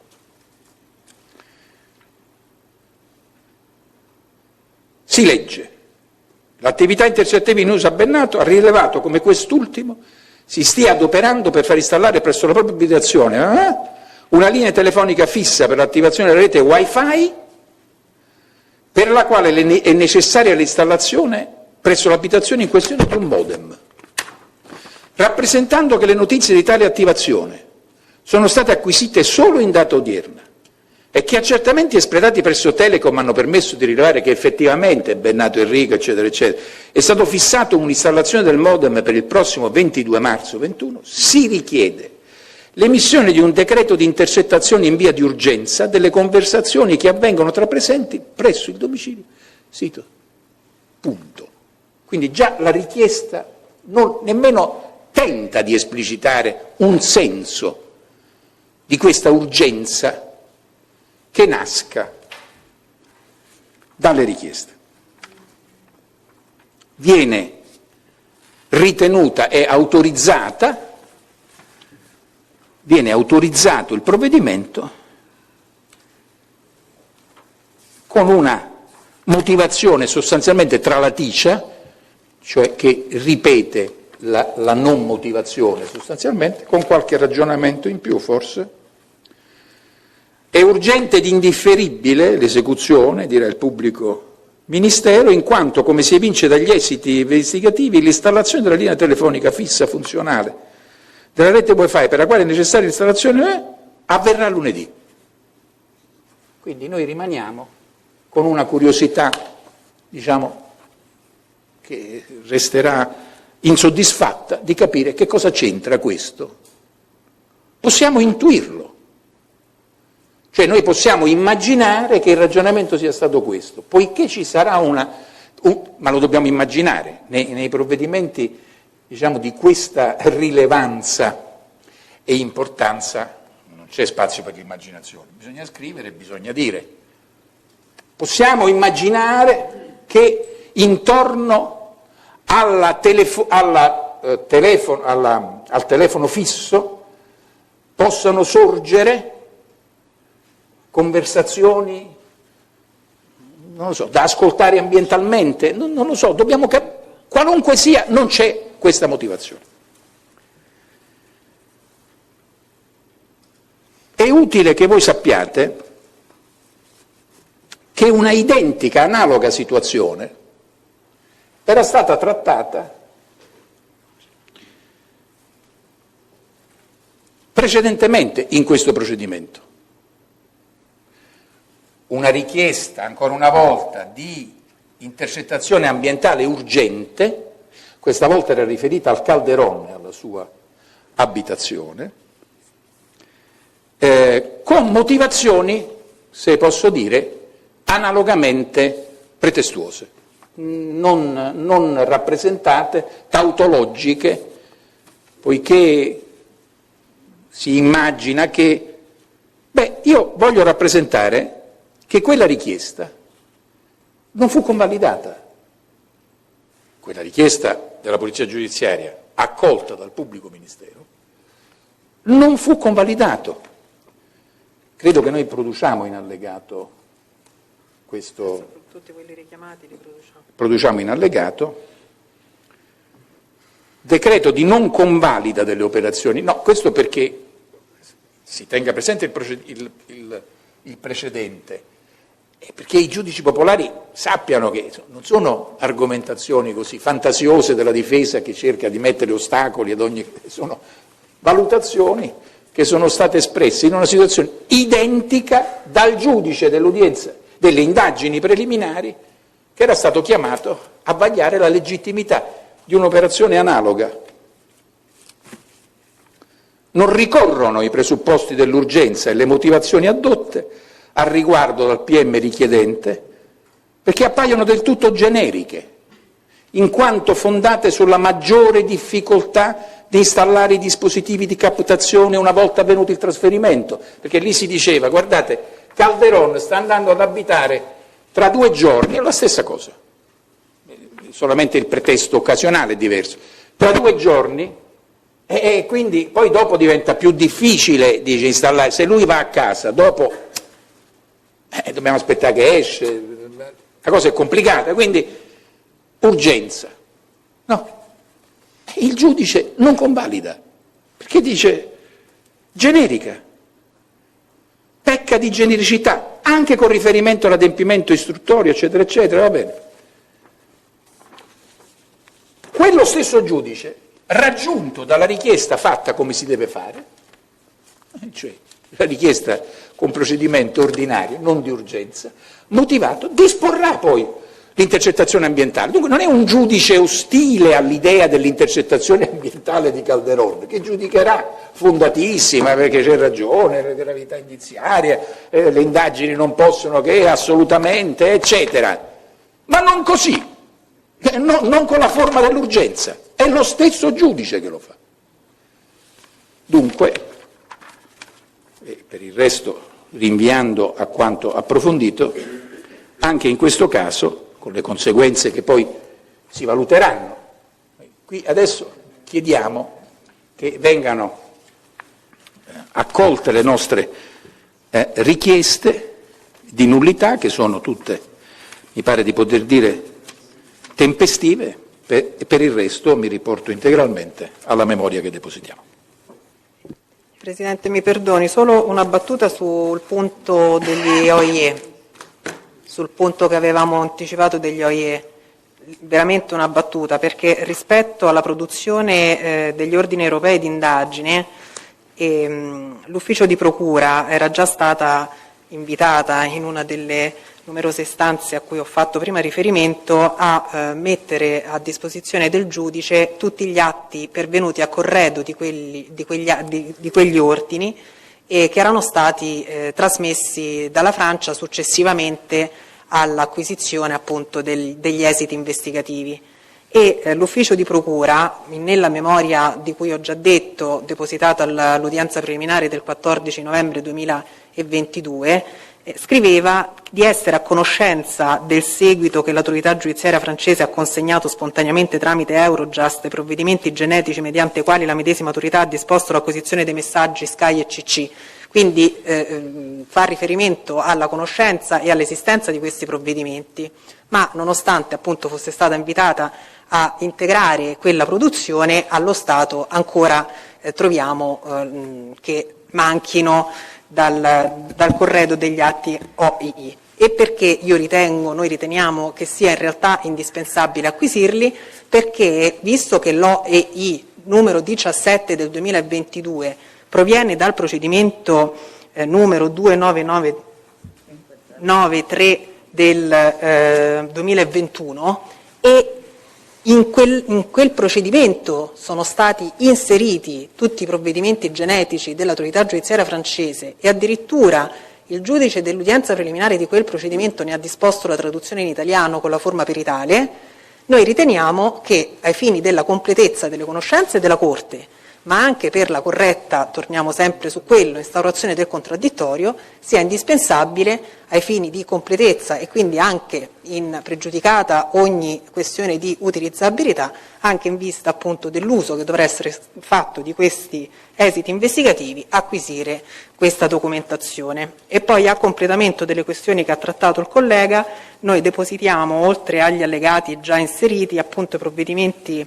dell'autorità giudiziaria di cui ha fatto riferimento il collega e anche del decreto di convalida che il GIP poi ha rispetto a quest'ultimo decreto di disposto d'urgenza delle intercettazioni in ambientale a casa di Via Morsasco, e rispetto al quale comunque ovviamente la memoria si sofferma anche sulla motivazione, quindi la nullità anche di motivazione del successivo decreto di convalida del GIP. Per la questione di retrodatazione dobbiamo fare adesso, aspettiamo la replica sulle questioni. Vediamo un attimo, non ho capito, su questi temi affrontati dall'avvocato Cagliazza c'è una memoria autonoma? Non ho compreso. No, è a firma congiunta. C'è un deposito atti relativi alle questioni prospettate? Sì. Questo? Sì, questo volevo capire. Avvocato, scusi, in relazione allo IEI, sì.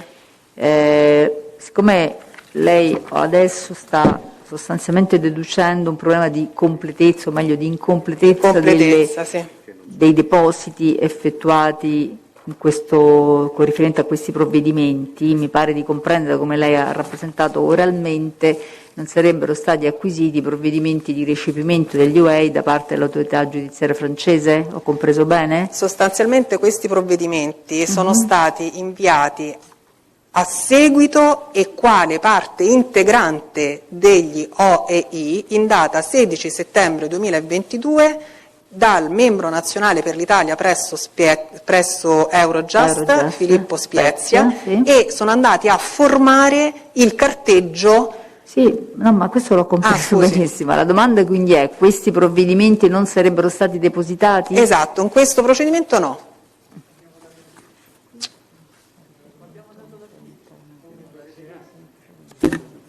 Giusto per... abbiamo dato e c'è anche la perizia di trascrizione, abbiamo chiesto il consenso.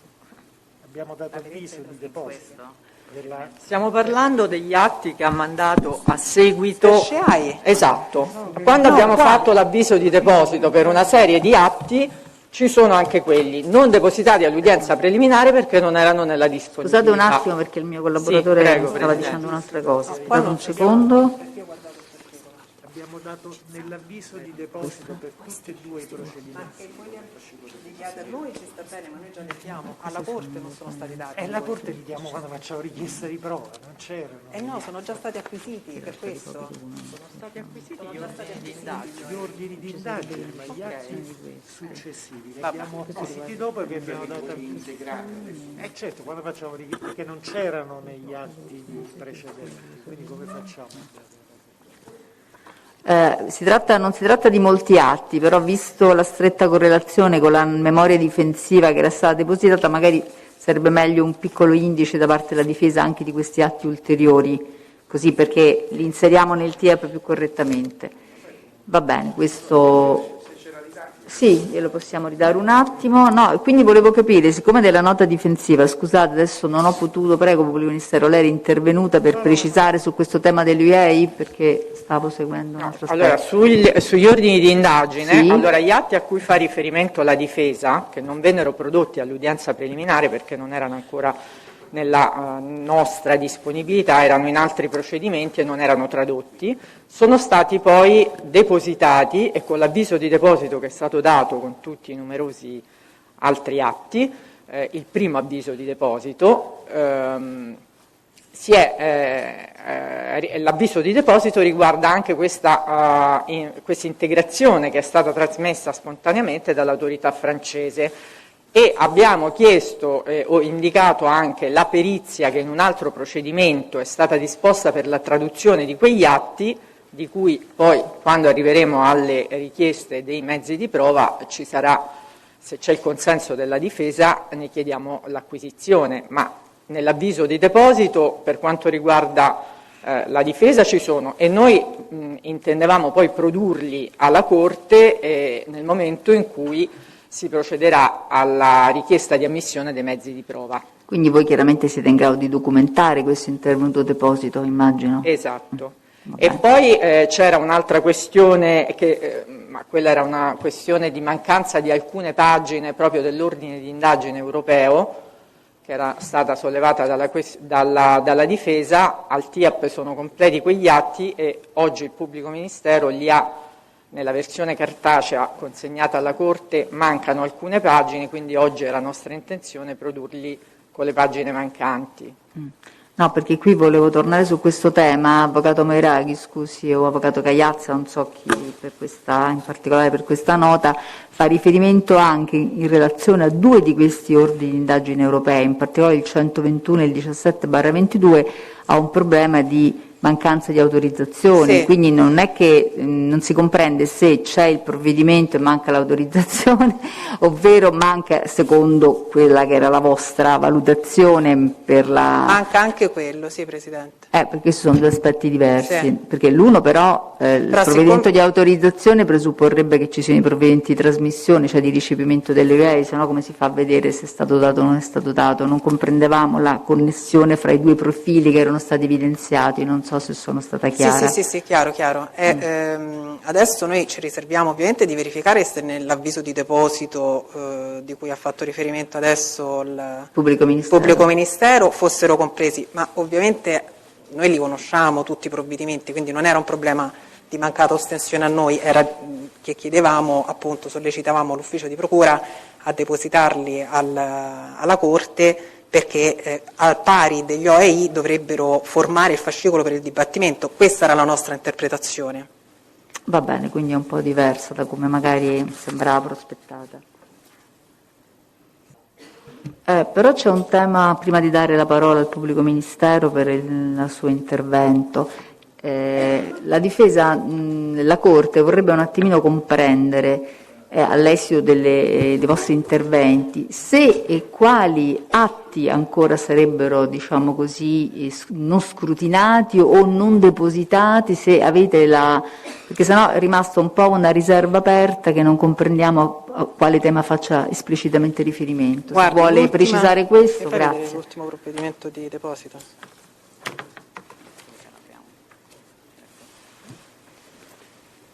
Abbiamo allegato tutto, Comunque.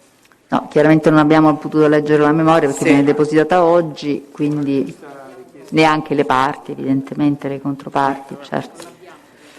Sì, no, è chiaro, è stata depositata oggi, quindi non ce l'aveva, credo, nessuno. Allora, si fa riferimento con riguardo all'istanza del 23/3/2023 riscontrata il 1° aprile, quindi sabato, che sono stati prodotti altri verbali di sommarie informazioni, che sono in corso, è ancora in corso la ricerca, quindi sono in attesa addirittura i pubblici ministeri di riceverli dalla polizia giudiziaria che li ha acquisiti, i verbali di sommarie informazioni di altro soggetto, che peraltro sta nella nostra lista testi, e in più l'ufficio di procura è in attesa di verificare se siano pervenuti gli esiti investigativi delegati rispetto proprio al tema, quello dell'arma e del munizionamento a cui ho fatto riferimento. Tra l'altro sono stati posti nella disponibilità della difesa, sempre molto recentemente, una quantità di RIT, quindi di RIT, di intercettazioni, che hanno richiesto ovviamente una copia integrale, perché fare una selezione sarebbe stato umanamente impossibile, e anche quindi per cercare di velocizzare i tempi è stata chiesta copia integrale di tutti questi RIT, e l'ufficio di procura è stato messo a conoscenza della necessità per l'ufficio che si occupa della duplicazione di questi supporti di una congruo periodo di tempo per consegnarli alla difesa. Noi sulla scorta delle... Scusi Avvocato, questo deposito di questi ulteriori RIT con il conseguente richiesta di accesso, quindi di esame e duplicazione, è stato anche documentato nella sua memoria? Tutto. Cioè precisato questo aspetto per capire anche le tempistiche? Sì, vi depositiamo insieme ai documenti che produciamo oggi anche la richiesta del 31 marzo 2023 con la quale appunto si rappresentava all'ufficio di procura, cioè si chiedeva all'ufficio di procura di conoscere i tempi per il rilascio di questi supporti. E la richiesta di rilascio a quando risale? La richiesta copie all'accesso del 23? Ah, l'abbiamo scritto, scusi. Quando sono stati trasmessi materialmente il 17 marzo notificato. No, per capire un po' le...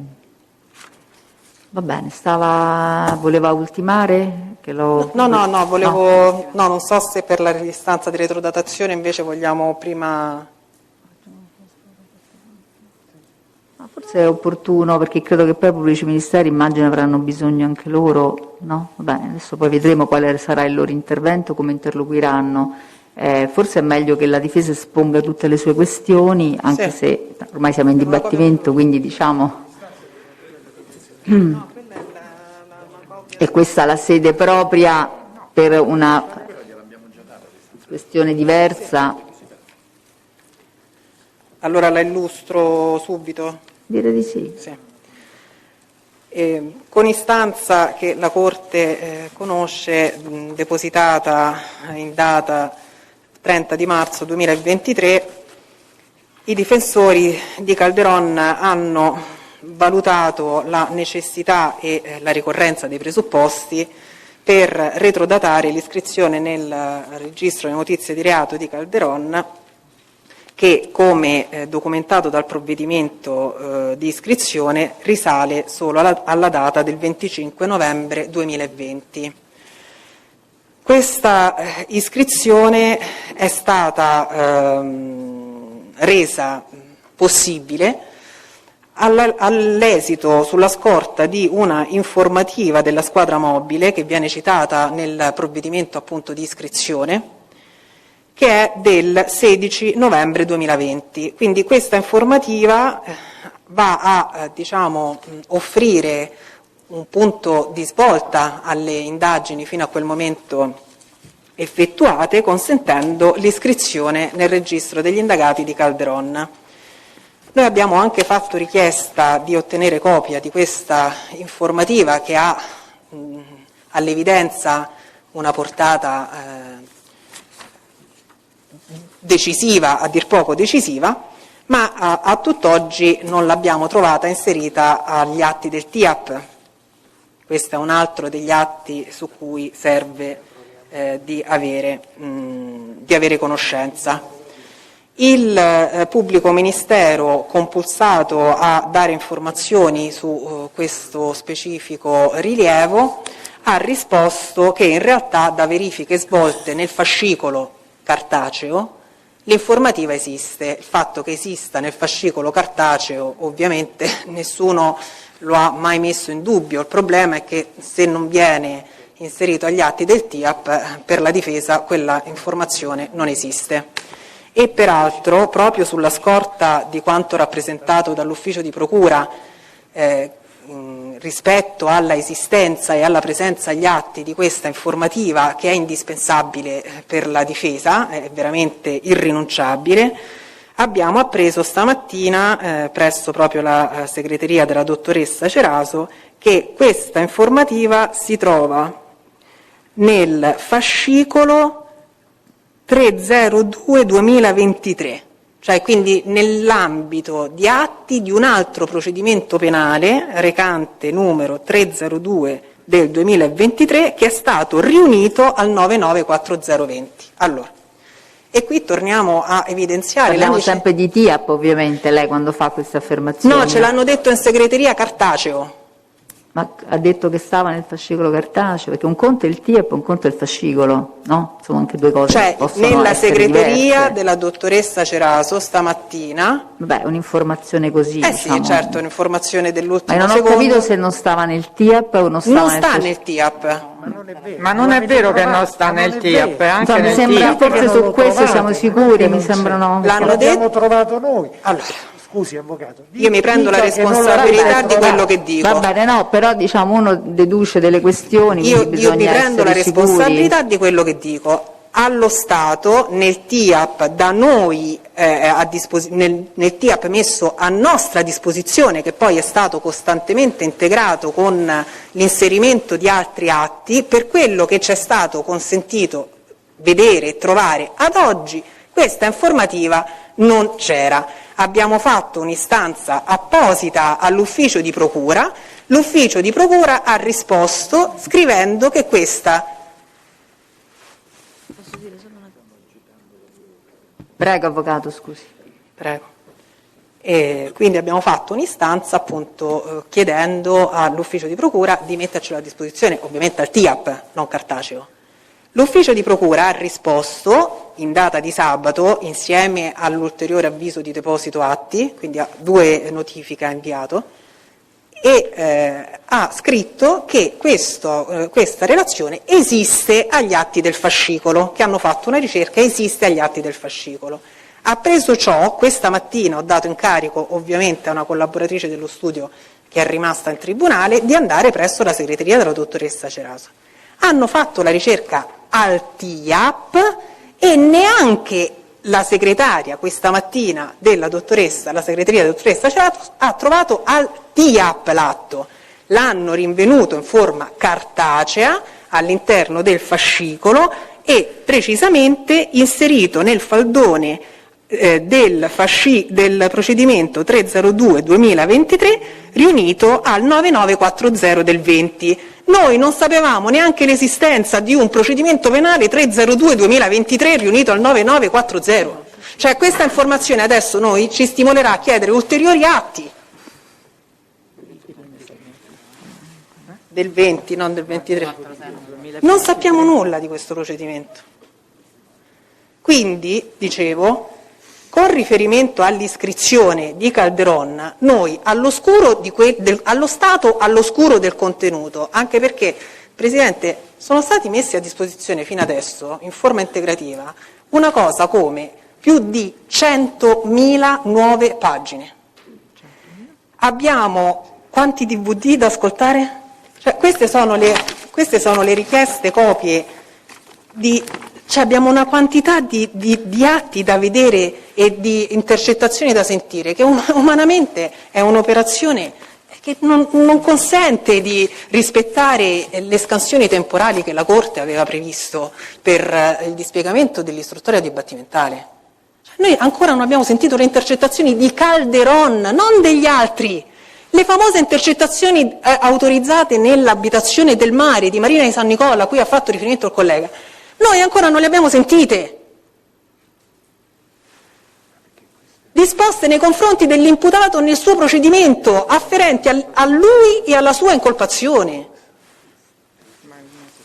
Comunque, al di là della impossibilità allo Stato di disporre del contenuto di questa informativa del 16 novembre, sicuramente ciò che emerge dalla iscrizione del nominativo nel registro degli indagati, che è avvenuto, dicevamo, in data 25 di novembre del 2020, ricaviamo che solo e soltanto grazie all'ostensione dei nuovi atti che sono stati posti a disposizione dopo il 15 di febbraio dall'ufficio di procura, ricaviamo che appunto già a partire dal mese di settembre 2029 il Calderon era stato attenzionato in qualità di sospettato del delitto, quindi in qualità di autore materiale del delitto consumato in pregiudizio di Fabrizio Piscitelli. E allora, se la polizia giudiziaria aveva già orientato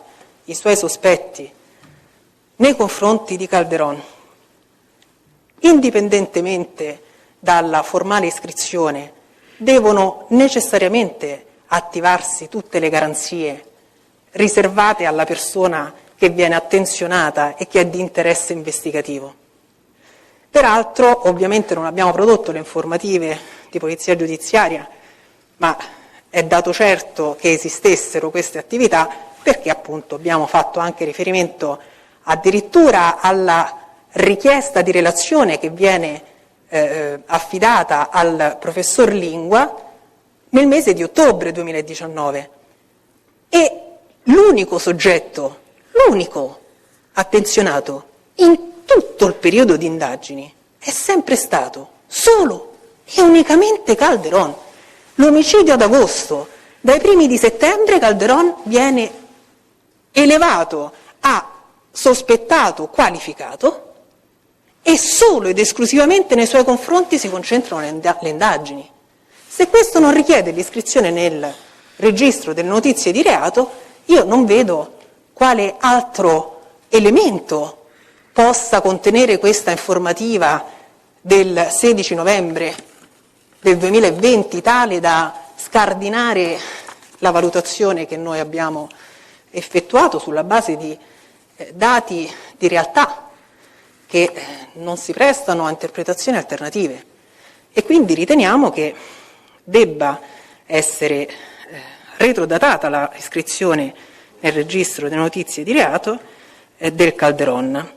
Abbiamo depositato, unitamente all'istanza di retrodatazione, i provvedimenti a cui abbiamo fatto riferimento e troviamo che l'iscrizione avviene il 25 novembre del 2020 nell'ambito di due distinti procedimenti, cioè questa informativa 16 novembre 2020 relativa al procedimento indicato in epigrafe viene riportata con questa dicitura sia nel provvedimento di iscrizione recante numero procedimento 60597 del 2020 RG Ignoti, sia nel procedimento 288/20 RG Ignoti. Quindi nell'ambito di questi due procedimenti aperti per il medesimo fatto di reato, insieme al 9940, esistono, oggi apprendiamo, altri procedimenti ancora iscritti sempre per il medesimo fatto di reato, quindi nell'ambito di questi due procedimenti,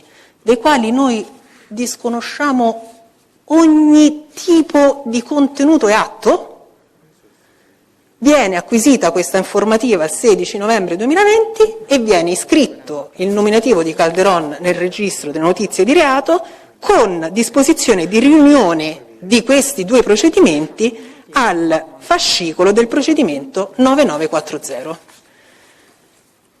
Riteniamo quindi che per tutte le ragioni che abbiamo abbondantemente esposto non possa che trovare accoglimento la soluzione che è costituzionalmente orientata.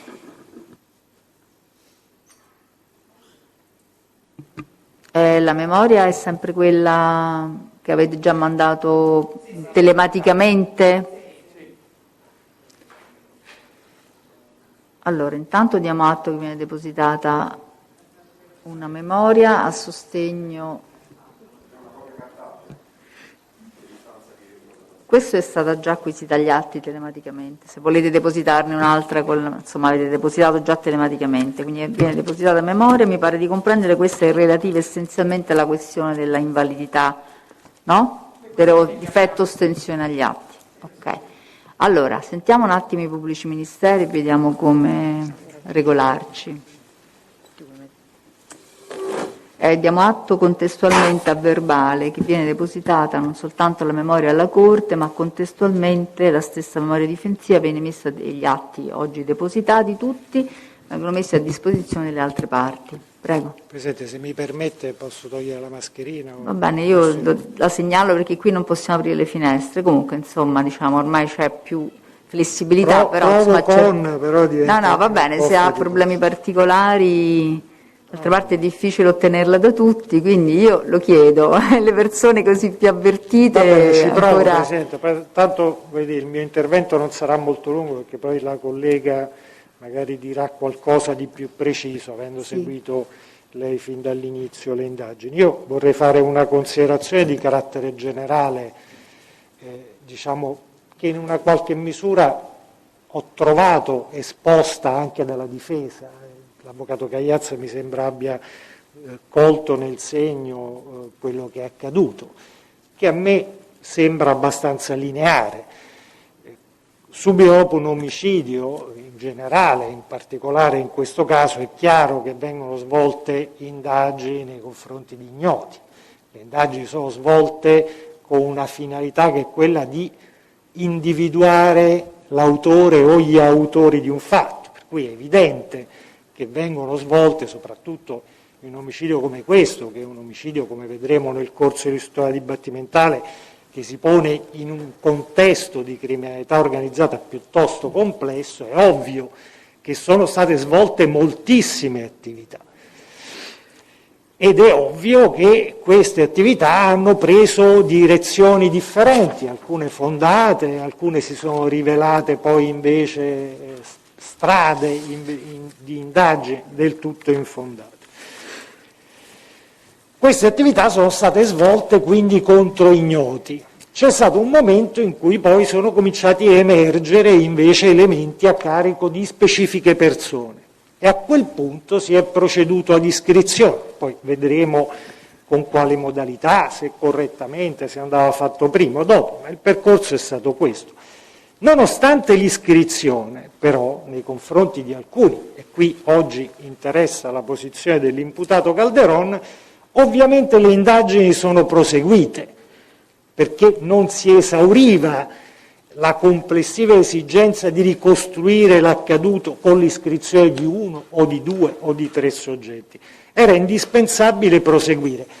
Anticipo solo un argomento, il procedimento al quale fa riferimento l'avvocato Moiraghi. Era un procedimento contro ignoti, che è stato poi riunito a quello precedente, perché se io procedo per un omicidio e trovo l'esecutore materiale e iscrivo a modello 21 l'esecutore materiale, nulla mi impedisce di proseguire le indagini in un procedimento contro ignoti perché c'è un concorrente che può essere un esecutore materiale o un mandante.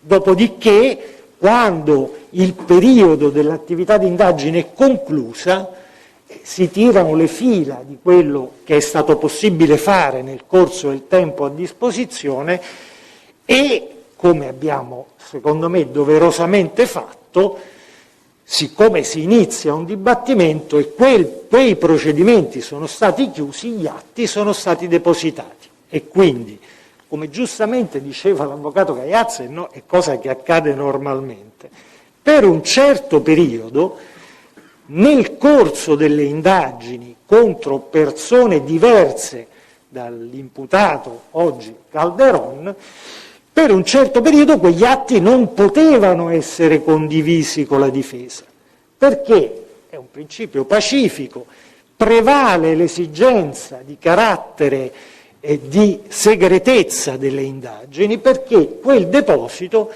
avrebbe potuto pregiudicare le ulteriori indagini. Dirò di più, è stato fatto anche quando abbiamo fatto l'avviso di deposito, perché quando abbiamo fatto l'avviso di deposito abbiamo segretato alcuni di quegli atti che la difesa non vedrà, perché la legge che lo permette, la legge lo prevede automaticamente quando gli atti sono coperti da segreto, perché le indagini in corso sono coperte da segreto. Quando le indagini finiscono e sono finite con la richiesta di archiviazione, in quel momento, non essendoci più un'esigenza automatica di copertura delle indagini, è stato dato avviso alle parti, tranne di alcuni atti, è indicato con decreto motivato, che ovviamente la difesa non vede, perché la legge 329,4 prevede esplicitamente che il pubblico ministero possa segretare parte degli atti quando l'ostensione pregiudica le indagini che riguardano terze persone. Quindi è evidente il percorso che è stato seguito. Fino a quando erano in corso le indagini, la Procura non poteva dare atti alla difesa. Presidente, scusi, io sono un po' raffreddato. No, vabbè, non si preoccupi. Mi viene l'affanno, non riesco. Quando queste indagini sono state concluse, gli atti sono stati depositati. Ora, è evidente che in un procedimento, lo diceva l'avvocato Moiraghi, sono 100.000 pagine. Può essere che alcuni atti la difesa non li abbia rintracciati. Noi ne abbiamo trovati alcuni che la difesa diceva che non si trovano. È possibile che nella quantità enorme di attività di intercettazione che sono state fatte nell'immediatezza dell'omicidio manchi il deposito di qualche RIT. È una cosa possibile. Abbiamo chiesto, anzi è sicuramente così, premessa, sono del tutto irrilevanti, almeno dal nostro punto di vista, rispetto all'oggetto di questo giudizio, e comunque ne abbiamo fatto richiesta alla PG, appena li ritroveremo, sono tantissimi, riguardano decine di soggetti, non c'era una necessità di tenerli coperti da segreto e li abbiamo depositati. Dispiace che siano tanti atti ed è evidente che ci può essere qualche problema di consultazione. La collega poi indicherà quali sono questi atti che ancora non si trovano, sono veramente pochi. Quindi il percorso che è stato seguito a me pare non incida in nessun modo non abbia inciso in nessun modo sul diritto alla difesa, ma stia proprio dentro a quello che a me sembra lo stesso avvocato Cagliazza abbia definito fisiologico andamento dei procedimenti, ma sicuramente mi sbaglio, perché è ovvio, però ho sentito dire che è fisiologico. Ora, l'ipotesi che si dovesse attendere, no? Che si dovesse attendere e quindi concludere tutte le indagini nel procedimento separato e non esercitare l'azione per poi aspettare di depositare la difesa, è presumibile che questo ragionamento impedisca per esempio lo svolgimento di attività integrative di indagine, cioè se non si può, no, esercitare l'azione se non al momento in cui è conclusa tutta l'attività correlata, allora significa che è vietato, dovrebbe essere per converso vietato svolgere attività integrative di indagine. Su un aspetto, secondo me, la difesa ha ragione. Se non mi depositi tutti gli atti, non sulla nullità della richiesta di giudizio, se non mi depositi tutti gli atti, se arrivano ulteriori atti, ed è il caso proprio dell'attività integrativa, io potevo valutare la scelta di un rito alternativo, diverso. Ma mi pare che nel caso di specie non ci sia questa possibilità, perché per il tipo di delitto in contestazione la difesa non poteva scegliere un rito diverso da quello che stiamo celebrando oggi. Quindi a me sembra che l'unica motivazione fondata, e cioè che sta nel fatto se tu mi dai ulteriori atti, io devo poter essere messo in condizione di rivalutare la mia scelta del rito, ma in questo caso il rito non poteva essere che questo, quindi non vedo sotto quale profilo si è realizzato un vulnus del diritto di difesa. Peraltro, e questo in una qualche misura è un argomento che anticipo sulla richiesta di retrodatazione, perché qui è davvero singolare, perché si dice il procedimento originario, siccome nasce nel mese di agosto del 2019, il 99-40 per intenderci, trascorsi 2 anni, ai sensi del 407 bis, viene citato il 407 bis, era perento, cioè il pubblico ministero doveva chiedere l'archiviazione entro 3 mesi e non l'ha fatto, e quindi quindi non ho capito bene che cosa succederebbe, perché il pubblico ministero non ha chiesto l'archiviazione entro questo termine fissato al 407 bis e questo non so bene quale conseguenza dovrebbe produrre. Allora, primo, il 407 bis è una norma introdotta dalla cosiddetta legge Cartabia, accompagnata da una norma transitoria, che è l'articolo 88 bis del decreto legislativo 150 del 22, che direbbe che non si applica la disciplina del 407 bis. Mi dispiace per i giudici popolari, che mi rendo conto che sanno che queste questioni sono molto tecniche, sono stati avvertiti. Mi dispiace. dice questa norma che non si applica il 335 quater e il 407 bis, che peraltro dice pure una cosa diversa rispetto ai reati di criminalità organizzata, perché il termine è 9 mesi e non prevede sanzioni. Quindi è una norma inconferente e che non si applica per effetto di una previsione specifica di una norma transitoria. Non si applicano ai procedimenti pendenti alle date in vigore del presente decreto. Quindi sia il richiamo al 407 bis che il richiamo al 335 quater, sul quale poi vogliamo anche dire qualcosa, perché non va neanche bene che si dica, secondo me, che la Procura ha mal gestito l'iscrizione della notizia di reato. Però formalmente queste sono norme che non si applicano nel caso di specie. E allora, dicevo, il richiamo al 407 bis, al fatto che non avremmo tempestivamente richiesto archiviazione, non solo è inconferente, ma peraltro, terminate le indagini, pur non essendo applicabile esattamente nei tempi stabiliti da quella norma, anche se non è applicabile, perché sono 9 mesi alla scadenza dei 2 anni, non 3, sono 9 per i reati di cui al 407,2. Quindi siamo a un mese dopo, il tempo di scrivere la richiesta di archiviazione.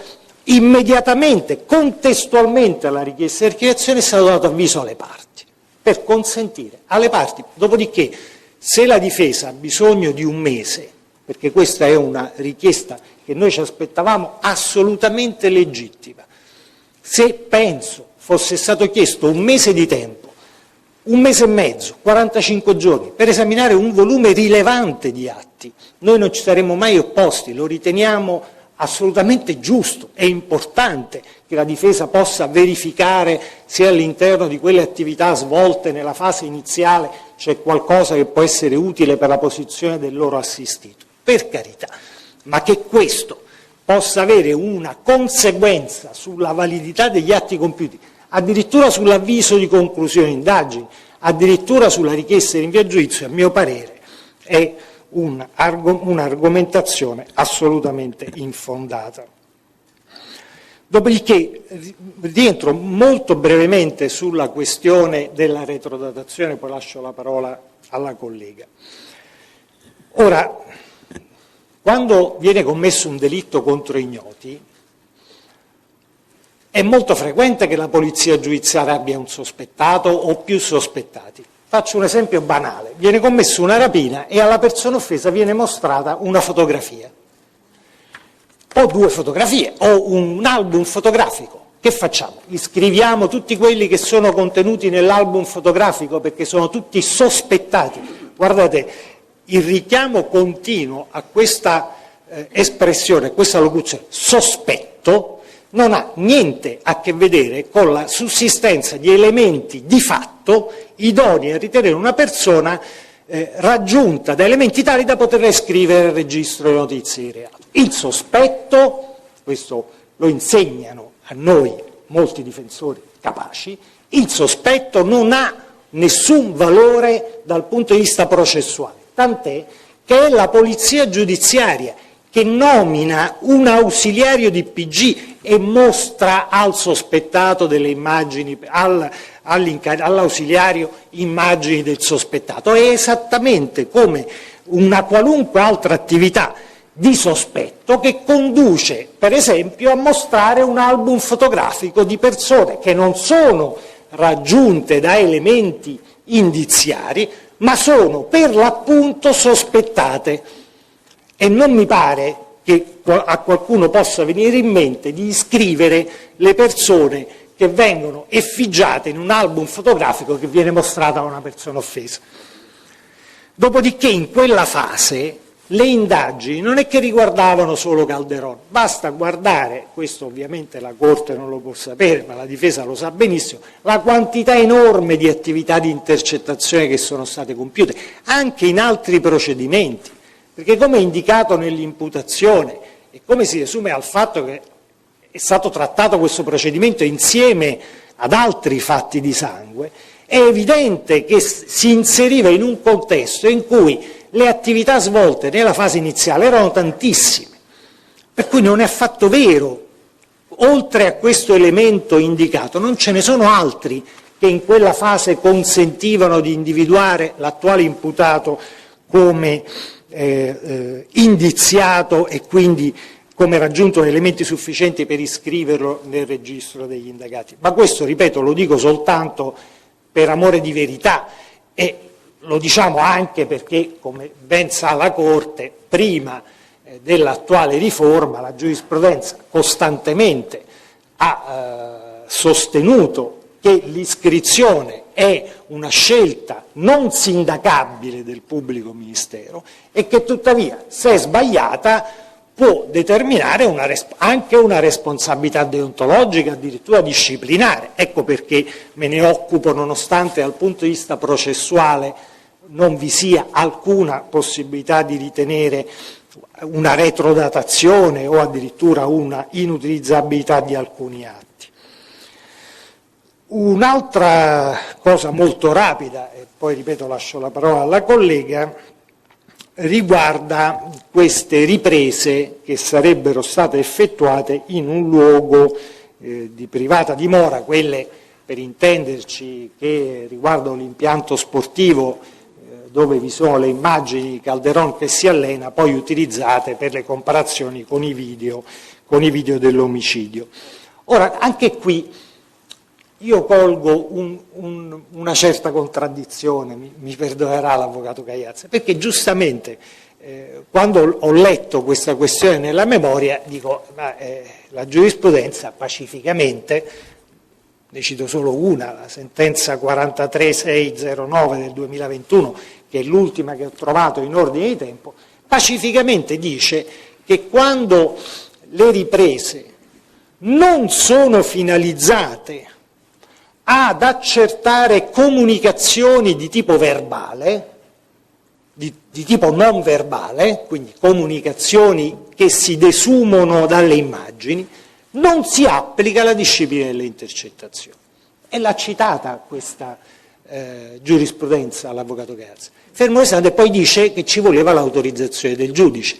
Allora, se non si applica, siccome è la disciplina delle intercettazioni che prevede l'obbligo di richiesta del giudice, non altro.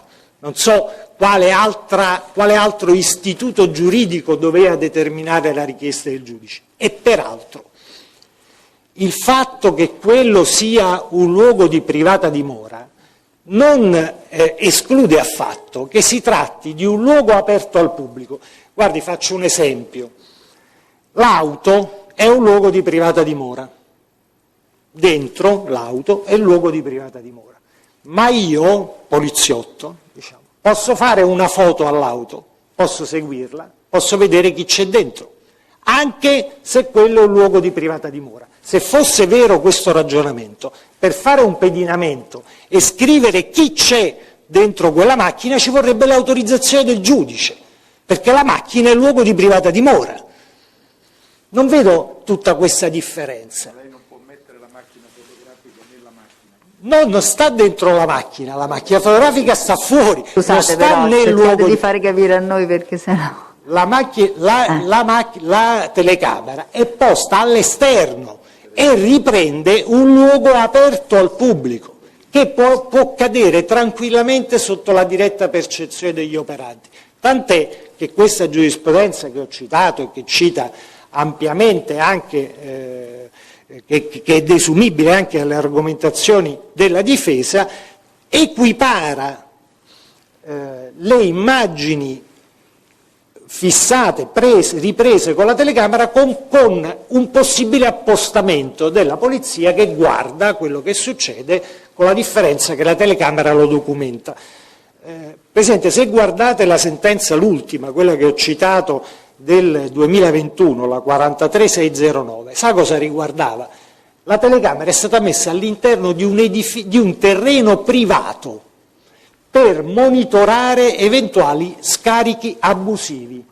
Quindi stava dentro una proprietà privata, ma non era finalizzata all'intercettazione di comunicazioni, ma a documentare un comportamento un evento, un fatto materiale, come può essere quello della individuazione fisica di un soggetto per individuarne le caratteristiche, che non ha niente a che vedere con l'attività di intercettazione. Passo poi brevemente e concludo alla presunta nullità del decreto di convalida della telecamera. Qui veramente 2 battute. Ora, diciamo che è nullo, ipotizziamo che quel provvedimento di convalida sia privo di motivazione, è nullo. È agli atti non tanto la telecamera, ma cosa? Perché il sequestro della telecamera è completamente inutile. Quello che serve sono le immagini che vengono estratte in copia, quindi non è che io, se oggi dichiariamo nullo quel sequestro perché non correttamente motivato, di conseguenza sarebbero nulle le immagini che abbiamo estrapolato. Indagini ne facciamo un po', raramente si sequestra la telecamera, come dire, si estrapolano le immagini, se ne fa copia. Non è indispensabile farlo, probabilmente è stato fatto per un'esigenza di particolare precisione, di individuazione delle caratteristiche delle immagini, ma dal punto di vista del risultato probatorio, quello, a parte il fatto che era contro ignoti quel provvedimento, che non aveva nessun tipo di conseguenza dal punto di vista processuale rispetto ai diritti della difesa, ma in ogni caso, ripeto, è del tutto ininfluente rispetto al risultato, che è quello dell'estrazione di copia delle immagini. Lascio la parola alla collega, che farà alcune precisazioni in ordine agli atti ancora mancanti da sottoporre alla difesa, e concludo. Sì, prima di passare alle questioni relative agli atti mancanti, riallacciandomi all'ultima cosa che ha fatto rilevare adesso il collega in relazione alla iscrizione di Calderon e alla retrodatazione, l'elemento forte, fermo restando che ovviamente abbiamo detto si tratta di un'istanza inammissibile, ma per entrare un attimino nel merito di quelli che sono gli argomenti utilizzati per richiedere la retrodatazione, l'elemento forte è il fatto di aver rinvenuto in atti questa valutazione compiuta dal professor Lingua, che poi successivamente venne incaricato dall'ufficio di procura come consulente tecnico, e che all'epoca aveva ricevuto la nomina come ausiliario di polizia giudiziaria, ma per fare che cosa? Voi potete vederla perché è allegata all'istanza della difesa. Non si tratta di una consulenza, o chiamiamola come volete, che è entrata nel merito, si tratta di una richiesta nei confronti di un sospettato, come ha detto il collega, siamo a meno di 2 mesi dalla commissione dell'omicidio, di valutare una fattibilità di comparazione tra il video dell'omicidio che era disponibile e quei filmati, vedrete da voi, 2 ripresi dal carcere, dalla sala colloqui, che invito chiunque a capire quale sia il soggetto sospettato, in questo caso Calderon. Quindi è semplicemente una verifica di fattibilità, non è una valutazione di comparazione richiesta, perché per fare questo ci sarebbe voluto certamente il conferimento di un incarico in qualità di consulente. E vi è più proprio per la conclusione alla quale giunge l'ausiliario giudiziario nominato dalla squadra mobile, dice: con gli elementi meramente qualitativi e non avendo a disposizione misurazioni e materiale idoneo, a prima vista, banalizzo, ma per lasciar comprendere, non mi sembrerebbero molto somiglianti. E quindi, tanto più tenendo conto della conclusione a cui giunge l'ausiliario di polizia giudiziaria, non vedo per quale motivo la procura avrebbe dovuto procedere ad un'iscrizione nei confronti di Calderon. E questo poi non aggiungo le cose che sono già state dette, non ripeto anzi le cose che sono già state dette dal collega.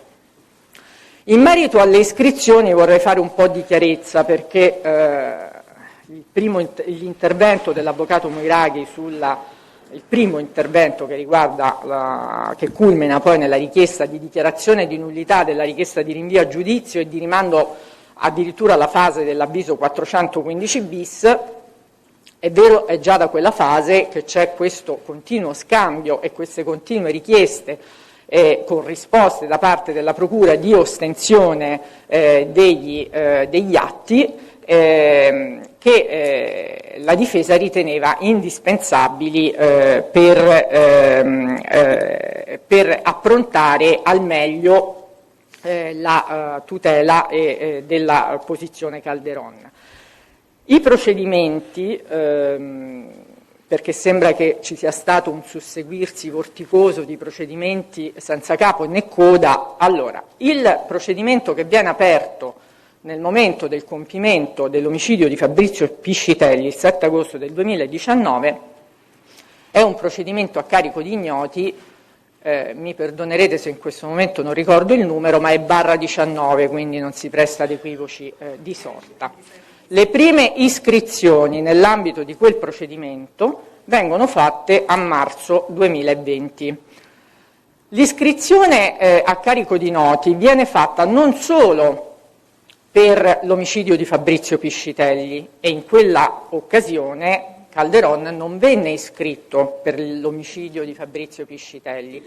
Quel procedimento recava al suo interno altri elementi emersi nel corso delle indagini, perché devo entrare un attimino nel merito, ma per comprendere, dopo il 7 agosto 2019, il 16 novembre del 2019 c'è un attentato alla vita di Leandro Bennato. Nasce come procedimento autonomo iscritto a carico di ignoti, ha un numero quindi autonomo anche questo procedimento /19 e viene successivamente riunito al 9940 perché dall'acquisizione degli elementi emersi nel corso delle indagini si è rilevata la sussistenza di rapporti di connessione-collegamento. Quindi le prime iscrizioni fatte a marzo 2020 riguardano a noti non solo l'omicidio di Fabrizio Piscitelli, ma riguardano anche il tentato omicidio ai danni di Fabrizio Fabietti, che era stato accertato nel corso delle indagini che erano in svolgimento per quanto riguarda il tentato omicidio ai danni di Leandro Bennato. E Calderon viene iscritto nel registro degli indagati per questo specifico reato.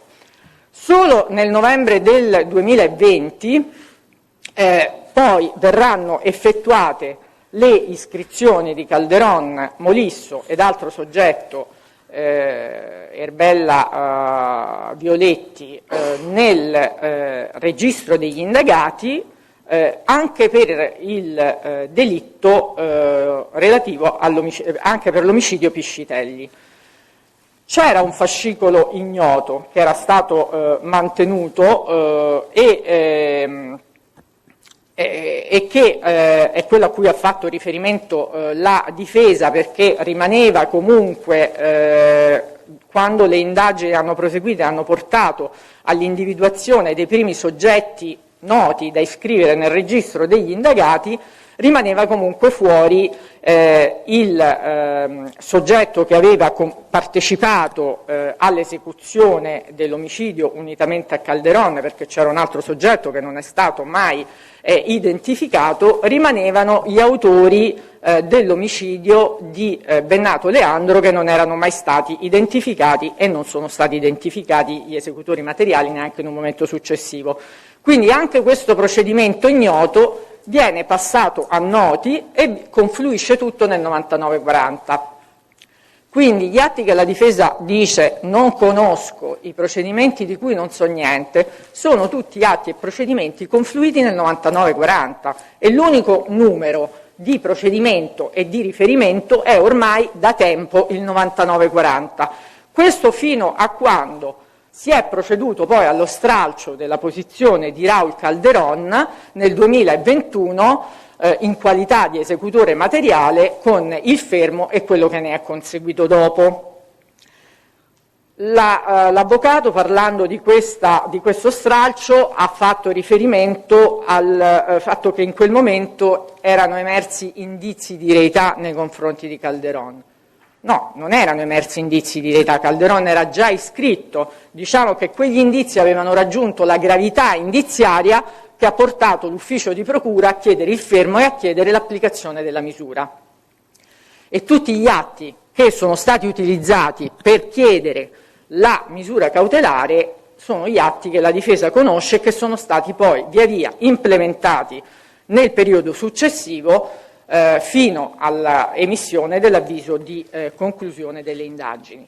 Quindi non torno ad affrontare anche il problema della scadenza ultima del termine delle indagini preliminari, vorrei solo aggiungere un piccolo particolare a quello che ha detto il collega, che il termine per le indagini preliminari, oltre ai famosi 9 mesi per questo tipo di reati che riguardano il cosiddetto spatium deliberandi che comunque il pubblico ministero ha dopo la scadenza del termine, in ogni caso non bisogna fare riferimento alla prima iscrizione, ma come è noto si fa riferimento all'ultima iscrizione e le ultime iscrizioni per gli ultimi soggetti iscritti, tra cui Calderon, il termine dei 2 anni scadeva a fine novembre del 2022, quando l'udienza preliminare era già iniziata.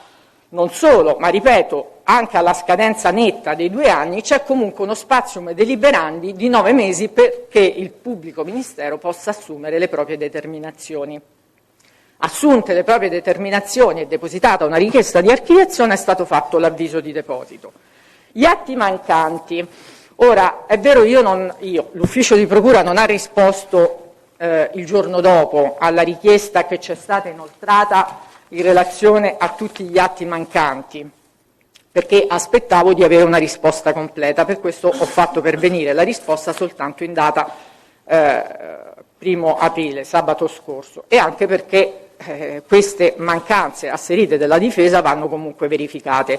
Io do atto alla difesa che non è facile orientarsi nel TIAP e che a volte è complicato trovare gli atti perché io stessa ho trovato difficoltà nel reperirne alcuni. Comunque nel lungo elenco di atti che vengono indicati in questa richiesta, i RIT che vengono qui riportati sono RIT che effettivamente dagli elenchi depositati dalla squadra mobile non risultano presenti e quindi li stanno cercando, ma non sono mai stati depositati perché, come ha evidenziato anche il collega, purtroppo nella mole di carte alcune cose è possibile che non siano state depositate e sono sicuramente cose che non avevano particolare rilevanza. Perché dico questo? Perché mancano i file audio, ma chiaramente i fascicoli di sottointercettazione con le informative con cui sono state richieste le intercettazioni e sono state chiuse sono presenti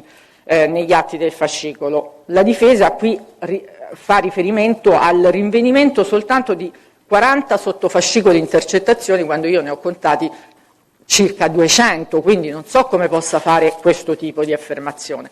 Comunque per questi RIT ci siamo rimessi tempestivamente alla squadra mobile ed aspettiamo la risposta. Le informative di polizia giudiziaria e in particolare quella del 3 febbraio 2020 e 16/11/2020 sono agli atti, come sono agli atti tutte le informative di polizia giudiziaria, come sono agli atti i provvedimenti di autorizzazione di proroga dei termini delle indagini preliminari e prima ancora di richiesta delle indagini preliminari. Nei verbali di sommarie informazioni elencati dalla difesa sono molti, sono tutti presenti, come ho detto alla difesa, negli atti del fascicolo e anche al TIAP, perché noi li abbiamo trovati dal TIAP, ad eccezione mancavano effettivamente il deposito relativo a Fabio Gaudenzi, Pasquale Caterini, Marco Turchetta e Rosa Domizzi.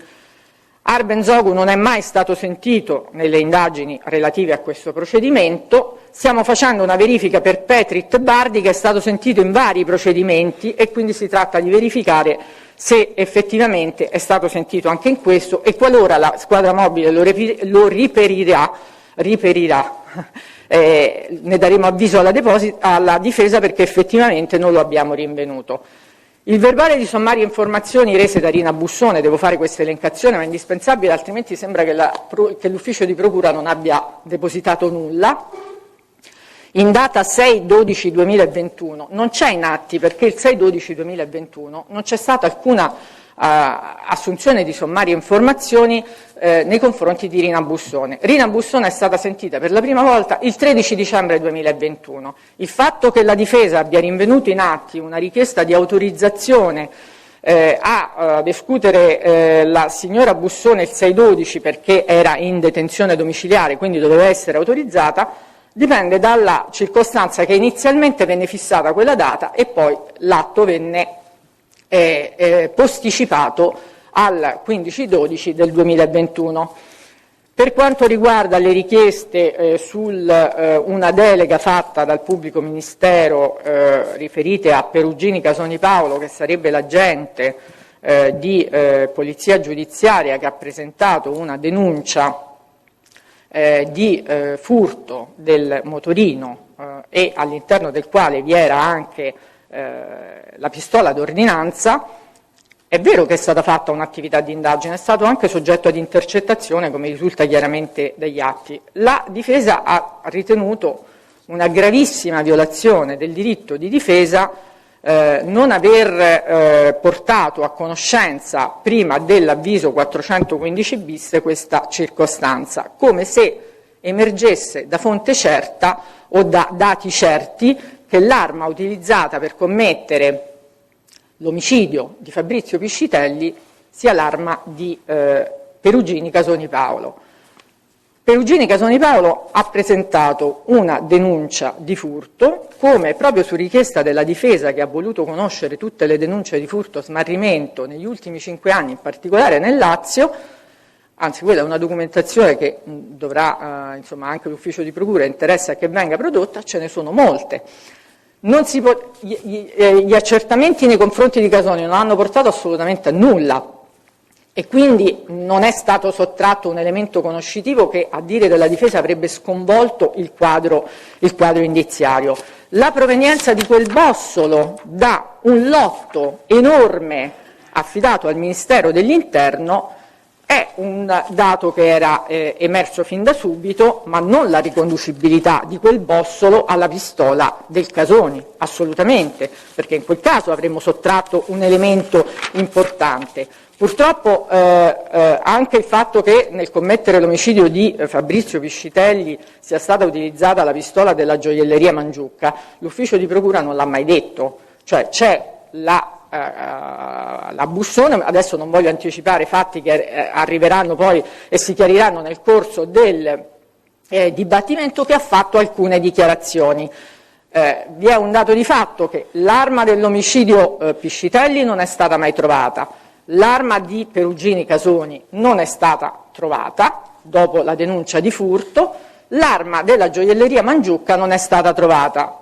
Ha obiettato la difesa, ma è stata rilevata una compatibilità del bossolo con l'arma di Casoni, compatibilità 9x21, 9x18, come tutte le armi appartenenti a soggetti che fanno parte della Polizia di Stato o comunque delle forze dell'ordine. Questa è la compatibilità.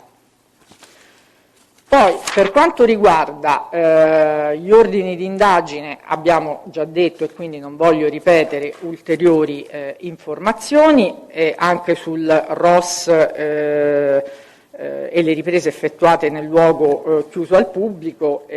Qui vorrei soltanto aggiungere che io ho qualche dubbio anche che quello possa essere qualificato come luogo di privata dimora, perché non è né un'abitazione né pertinenza di un'abitazione né un luogo dove si svolgono normalmente attività della vita privata, perché comunque è un campo sportivo. Non confonderei il fatto della proprietà con quello delle caratteristiche del luogo. Che sia di proprietà privata non comporta automaticamente che sia un luogo di privata dimora.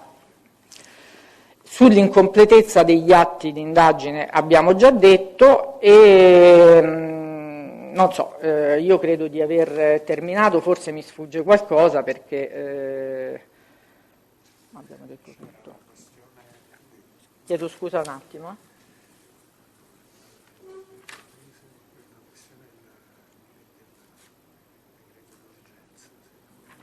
Ah sì.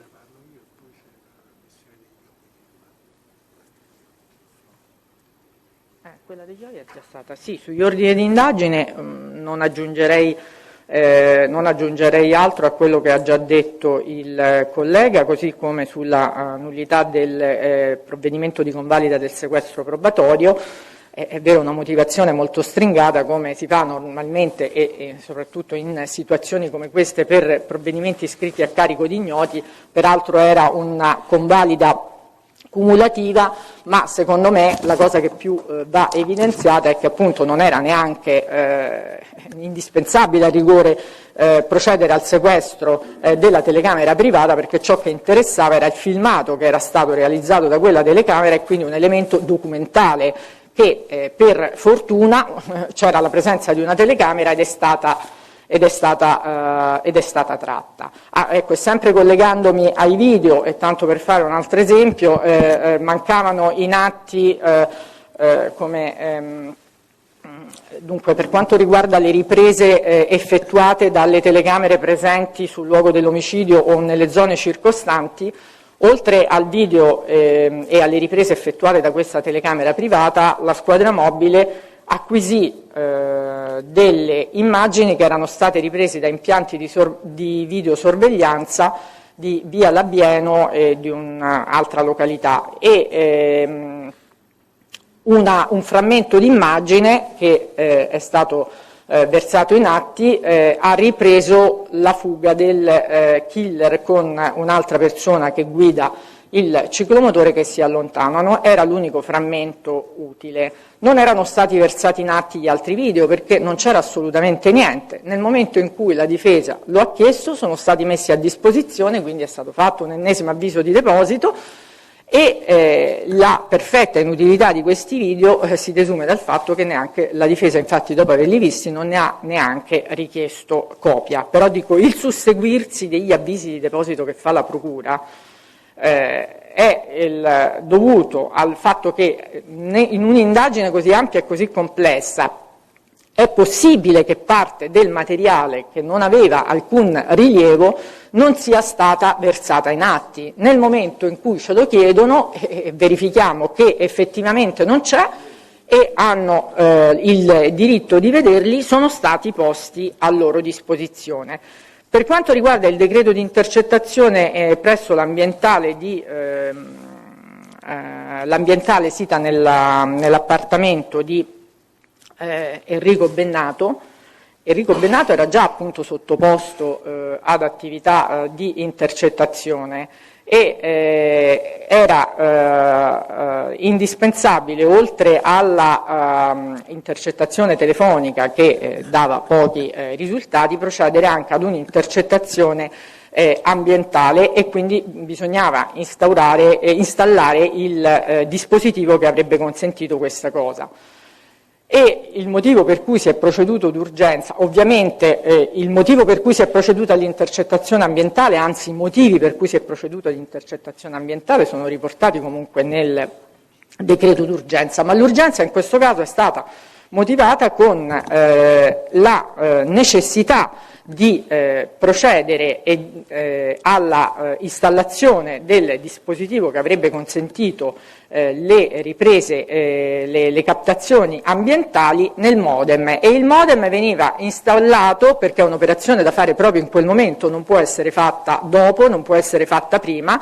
Nel momento in cui si è capito che era stato fissato attraverso le intercettazioni telefoniche l'appuntamento con la Telecom per l'installazione del modem, ecco, quello era il momento in cui intervenire, e quindi bisognava farlo d'urgenza perché era il fine settimana, e per installare questo dispositivo di captazione. Poi le ragioni per cui era stata richiesta l'ambientale ovviamente non sono diverse da quelle che giustificano l'urgenza, quindi le ragioni per cui è stata richiesta l'ambientale sono una cosa, per cui si è proceduto d'urgenza sono un fatto distinto che è riportato nel decreto d'urgenza del pubblico ministero che richiama l'informativa di polizia giudiziaria e che il giudice ha convalidato.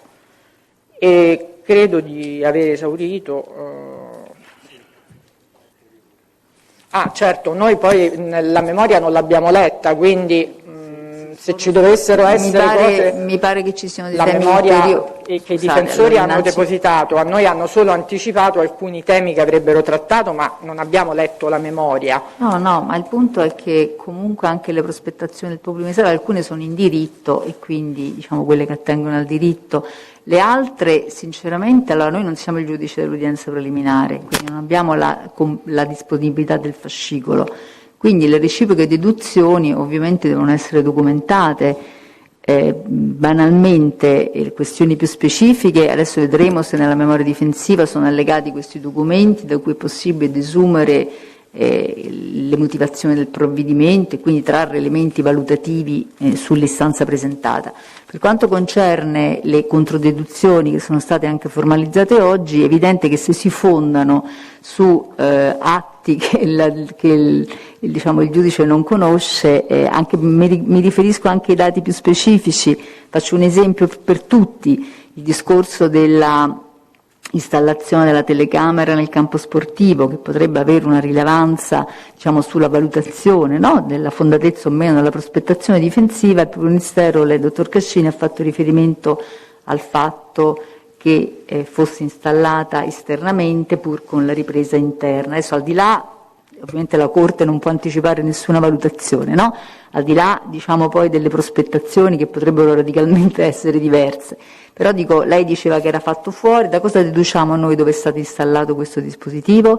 Loro assumono installato, cioè lo stesso vale anche per voi, assumete installato lì insomma evidentemente, siccome attiene verosimilmente, potrebbe attenere ad un elemento che non si evince direttamente dal decreto, che peraltro noi ancora non conosciamo, quindi sto dicendo un po' a futura memoria, cioè ogni questione che implica valutazioni che attengono alla conoscibilità di atti ulteriori rispetto a quelli che sono ostesi a noi, questa volta ci vuole questo termine, ostesi alla Corte, devono essere poi documentati, anche tutto il discorso delle iscrizioni, senza anticipare nulla, ma per dar conto di uno sviluppo logico, perché lei, dottor Cascini, ha fatto riferimento ad uno sviluppo che è un sviluppo, diciamo così, che si conosce, nel senso di quella che è la logica di come vengono sviluppate le indagini, però ecco, più nello specifico si è fatto riferimento a molti numeri, cioè noi vorremmo avere qualcosa di più concreto, documentale, anche eventualmente con una memoria, perché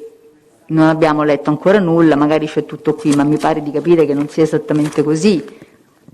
Quindi non so se, prego. Allora, ovviamente se è ovvio che avete bisogno di dover leggere questo e magari per poter documentare quello che avete detto verbalmente, se lo riterrete, solo per darci elementi compiuti per poter prendere le nostre decisioni. Prego. Sì, Presidente, ha assolutamente ragione. Ovviamente su alcune cose potremmo, tipo l'esempio che lei fa sulla telecamera, noi possiamo produrre il decreto Ross che ha autorizzato quelle operazioni, ed è da lì che probabilmente si può, è già agli atti, ma al di là di quello invece è chiaro che se per esempio la Corte ritiene di dover decidere sulla questione della retrodatazione, che è una questione formalmente posta, ora per me quella è una questione ma non mi inammissibile. riferivo, dottor Cascini. Però dico, in quel caso dovete acquisire tutto, perché è evidente che se la Corte, noi non lo sappiamo, la questione viene posta, secondo noi è inammissibile, ma se la Corte decide di dover verificare questo aspetto, noi dobbiamo produrre tutti gli atti della fase delle indagini preliminari per consentirvi. Allo stesso modo, se la difesa dice che non trova un atto all'interno del TIAP e invece l'atto c'è, allora noi rimaniamo, o si attende l'esito complessivo, come stiamo tentando di fare, di recuperare atti che, come detto, è vero, alcuni non ce ne sono probabilmente tutto il conferente, ma la difesa ha tutto il diritto di prenderne visione. Quelli che non ci sono li dobbiamo acquisire, quelli che possiamo trovare li troviamo.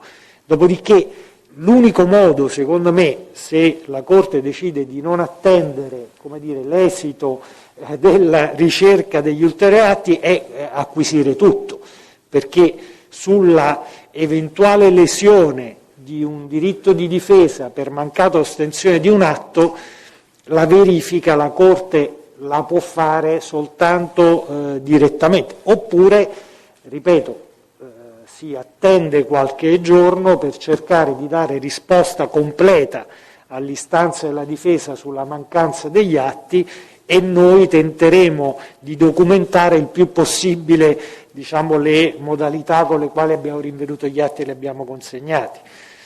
Però, ripeto, noi non sappiamo se la Corte ritiene di dover valutare il momento dell'iscrizione di Calderone. Ma io ho fatto un'indicazione, diciamo, generale per quelle che sono le questioni poste, evidentemente, ma prima di tutte c'è la questione della richiesta declaratoria di nullità dell'atto di rinvio a giudizio, quindi siccome si fa riferimento, era soltanto per avere, diciamo così, una chiarezza su alcune argomentazioni, però con un riferimento puntuale a dei passaggi cronologici dell'indagine. Almeno questo penso che alla Corte debba essere dato per poter valutare diciamo, la sindacabilità, o perché per ipotesi potrebbe anche essere l'insindacabilità di alcune scelte del pubblico ministero, no? Quindi, e la fondatezza o meno dell'infondatezza. Siccome mi è parso che siano stati evocati da entrambi, no? Una certa complessità di insomma, iscrizioni, aperture di procedimenti, semplicemente avere anche noi, in modo sintetico, un attimo di chiarezza su questi passaggi, penso che sarebbe indispensabile. Facciamo una riserva di produzione, per esempio, sull'esempio che lei faceva della telecamera del campo di calcetto lì, no? Dove il decreto dice, e lo abbiamo prodotto noi, presso il campo. Noi diciamo invece che è dentro.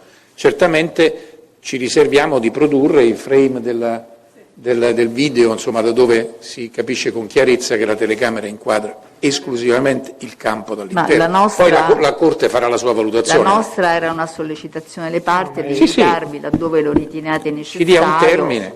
Ci siamo limitati a fare degli esempi, poi la Corte deciderà sulla base di quello che viene messo a disposizione e sulla base delle norme, evidentemente.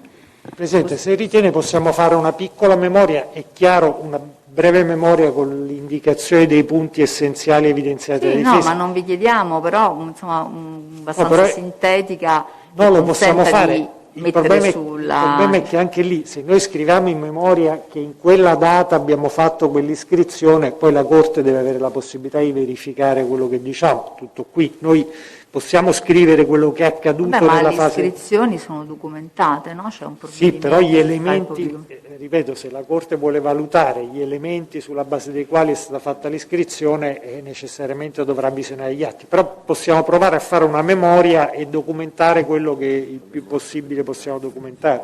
È chiaro che se la tesi difensiva è la mancata ostensione degli atti, noi la scansione temporale di quello che è accaduto l'abbiamo esposta. Poi vabbè, scusate un attimo.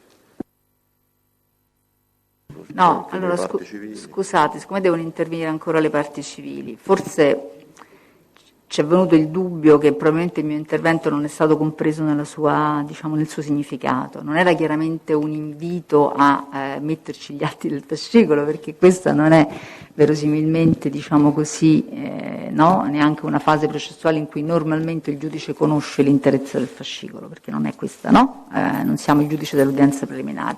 Il punto è, rispetto ad alcune questioni, ne faccio una per tutte, ma è una necessità, io credo che il pubblico ministero debba alcune cose che ha detto verbalmente, insomma, consacrarle in un atto scritto per dare modo alla Corte di avere elementi più compiuti, perché alcune decorrenze di termini rispetto anche all'esercizio del potere di secretazione sono stati ancorati dalla difesa in un determinato modo, dall'accusa in un altro determinato modo, e quindi vorremmo un attimino avere una chiarezza reale su quali sono questi tempi e quali sono queste iscrizioni.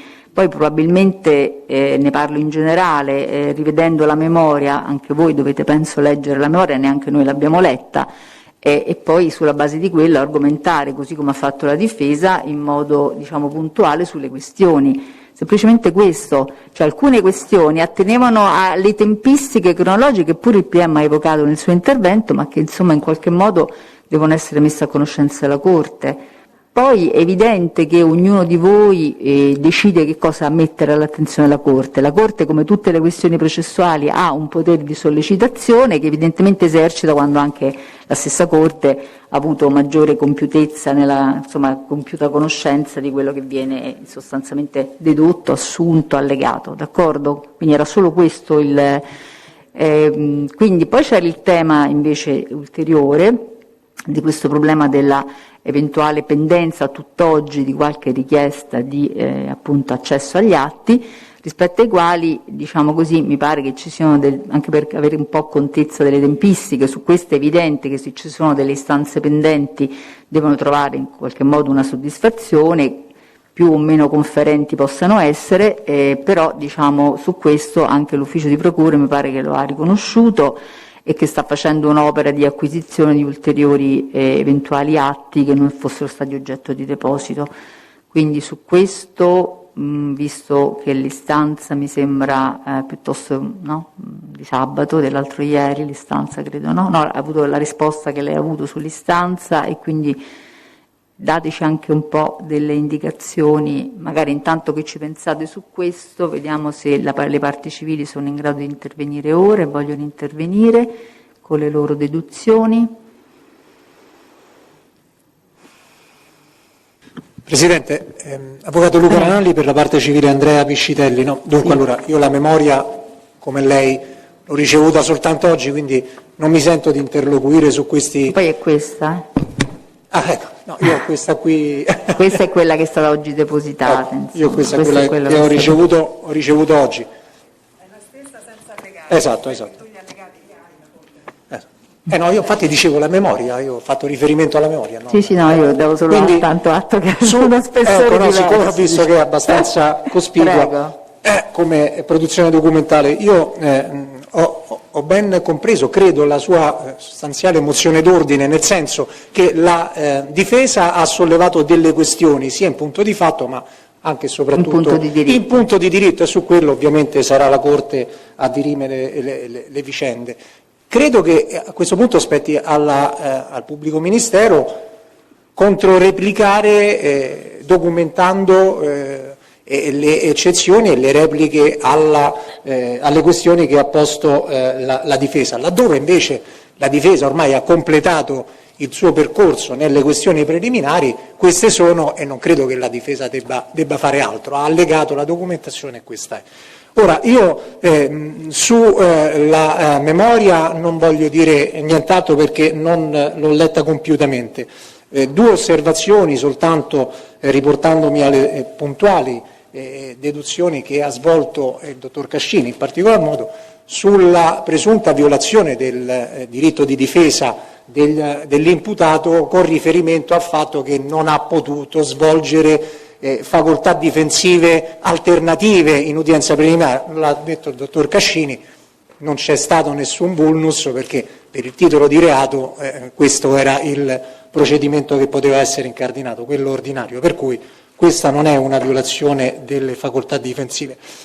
Sul sequestro della telecamera pure io sono rimasto francamente un pochettino sbalordito, nel senso che cosa vogliamo contestare? L'apprensione dello strumento con il quale sono state captate le immagini mi sembra ultroneo e assolutamente irrilevante.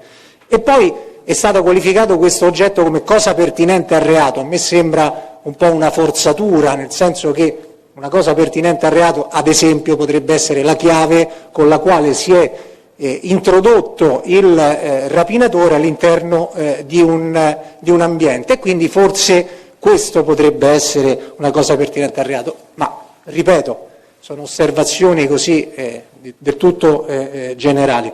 Per cui mi riporto alle osservazioni più profonde, più importanti fatte dall'ufficio di procura, che conosce sicuramente meglio di me tutti gli atti, chiedendo che vengano rigettate le questioni preliminari della difesa. Va bene. Prego, Avvocato Siano. Posso? Grazie. Ovviamente faccio le stesse valutazioni fatte dal mio collega Ranalli in relazione al fatto che noi la memoria l'abbiamo letta oggi, la stiamo osservando e ci stiamo basando su quello che è stato esposto oralmente sia dai due difensori di Calderon sia dalla Procura. Faccio anche io qualche piccola valutazione, principalmente in ordine alla dichiarazione di nullità dell'avviso di conclusioni delle indagini e conseguentemente della nullità del giudizio, proprio perché in violazione di quello che è il diritto della difesa, secondo quanto ha ampiamente esposto la collega. Ora, noi riteniamo, è vero, sulla questione la giurisprudenza è, qui mi soffermo lentamente, è contraria, cioè da una parte si parla che per i documenti che sono stati depositati o non depositati dopo l'avviso di conclusioni delle indagini c'è la dichiarazione di inutilizzabilità, mentre recentemente, soprattutto dopo la sentenza della Cassazione del 2018, si parla di nullità. Ora però il punto è che non qualunque atto, qualsiasi eccezione può comportare una nullità di ovviamente di un giudizio e di un'azione. Questa argomentazione era stata già affrontata in sede di udienza preliminare da parte del giudice Saulino, che si soffermava proprio sul principio del tema decidendum, cioè quando c'è questo ritardo, perché qui poi alla fine si parla anche di un ritardo, di un lento deposito, come hanno spiegato ampiamente i pubblici ministeri di questa documentazione. Il punto è capire se il ritardo nel deposito di questa documentazione va veramente a violare quello che è il principio della difesa, il tema decidendum e soprattutto l'acquisizione e l'esercizio dei mezzi di prova e della difesa del Calderon. Noi riteniamo di no, soprattutto da un punto di vista giuridico. Consideriamo anche l'articolo 130 delle disposizioni di attuazione del Codice di procedura penale, il quale ci ricorda che quando ci sono più indagati e si decide di esercitare l'azione penale nei confronti di uno solo dei soggetti, c'è questa possibilità di stralciare, di portare una parte della documentazione e non portare l'altra. Ora, in realtà poi qui noi partiamo sempre da quello che è l'articolo, il 9940 del procedimento portante. In realtà lo stralcio di Calderon, da quanto abbiamo compreso nel corso della requisitoria della dottoressa Ceraso, nasce dal procedimento contro noti di Bennato, non nel 9940, che poi dopo viene ricollegato successivamente perché avvengono tutta una serie di valutazioni, di studi su cui, ripeto, non mi soffermo ulteriormente, da cui appunto viene questo collegamento. Ma questi atti che oggi nascono dal 9940 in realtà, a parte sono atti che sono stati sostanzialmente considerati dal giudice dell'udienza preliminare nel momento in cui ha fatto il rinvio a giudizio per Calderon, perché comunque dei riferimenti nelle ritte, nelle sommarie informazioni che erano state depositate, comunque ci sono, tanto è vero che se noi andiamo a vedere la lista testi della collega Moiraghi, vengono riportati persone tipo appunto questo Turchetta, di cui oggi si dice sì, ma noi non conosciamo le sommarie informazioni e quindi il giudizio deve essere dichiarato nullo. In realtà, a parte il fatto che anche la conoscenza di quelle sommarie informazioni sostanzialmente non va a modificare quello che è il tema sulla quale si deve decidere e non comporta, secondo noi, alcun tipo di violazione del diritto di difesa della controparte, semplicemente sono atti che sono stati acquisiti nei confronti di terzi soggetti, nei procedimenti nei confronti di terzi soggetti, perché oltretutto Calderon non era indagato nel 9940, a quanto ci risulta a noi, quindi quelli sono attività di indagine fatti su terzi soggetti e che poi man mano, nel momento in cui è stato chiesto il rinvio a giudizio di Calderon, si sono lentamente andati ad inserire a titolo di completamento della situazione, ma non anche al fine della determinazione, ripeto, di quello che è il capo di imputazione e il relativo esercizio del diritto di difesa della controparte. Quindi, secondo noi, al di là del fatto del diritto che anche noi vorremmo conoscere, perché neanche noi li conosciamo, gran parte di questi atti anche noi ne stiamo venendo a conoscenza man mano che si va avanti, che c'è stata la richiesta d'archiviazione, noi quindi anche noi da questo punto di vista, però riteniamo che dal punto di vista della formulazione degli elementi che hanno portato alla determinazione del capo di imputazione e della richiesta di rinvio a giudizio non c'è alcun tipo di lesione che ne debba comportare la nullità del rinvio, dell'azione penale e del rinvio a giudizio. Quindi per quanto riguarda il discorso, per quanto riguarda le altre eccezioni mi soffermo relativamente, già lo ha fatto il collega, la dichiarazione di nullità del verbale di sequestro della telecamera. Secondo noi si rientra sempre in un concetto abbastanza ristretto di la motivazione deve sussistere quando si tratti di corpo di reato o di cosa pertinente al reato, e secondo noi la semplice telecamera non rientra in queste condizioni e in questa definizione. Oltretutto il PM, il dottor Cascini, ha specificato che in quel contesto oltretutto non c'era ancora neanche l'individuazione di un soggetto specifico, non c'era un indagato specifico, eravamo all'inizio di un'attività di indagine con l'acquisizione di informazioni, e comunque quello che è stato estratto poi dalla telecamera secondo noi non va ad essere in qualche modo inficiato dall'eventuale dichiarazione di nullità del decreto di sequestro della telecamera. Per quanto riguarda invece il discorso relativo alla telecamera posta nel campo di calcetto, oltre al discorso del fatto che si può discutere se si tratti di privata dimora, in realtà per privata dimora, e sappiamo anche che quando andiamo a contestare una violazione del domicilio si parla di cose pertinenti all'abitazione principale, e secondo noi non rientra il campo di calcetto che, come ha definito il dottor Cascini, secondo noi è aperto al pubblico. Io ritengo che in questo caso non ci fosse la necessità neanche di una previa autorizzazione, perché comunque ci troviamo di fronte a contestazioni di reati che rientrano nella criminalità organizzata, perché quello è il concetto, e quindi anche su queste si è espressa la Cassazione, che dichiara addirittura per le captazioni delle conversazioni, quando si tratta di reati che vanno a rientrare in quelli dell'articolo 51 della legge 203, non c'è bisogno dell'autorizzazione, soprattutto quando si tratta di questi tipi di reato, e quindi anche per le captazioni, ripeto, e quindi non solo per le immagini, non è richiesta la previa autorizzazione. Si può procedere addirittura, la Cassazione dice, quando non sono stati individuati neanche le dimore su cui si vuole fare la captazione. Quindi secondo noi, riportandoci poi a tutto quello che già è stato detto dalla pubblica accusa, riteniamo che tutte le eccezioni che sono state proposte dalla difesa siano da rigettare. Grazie.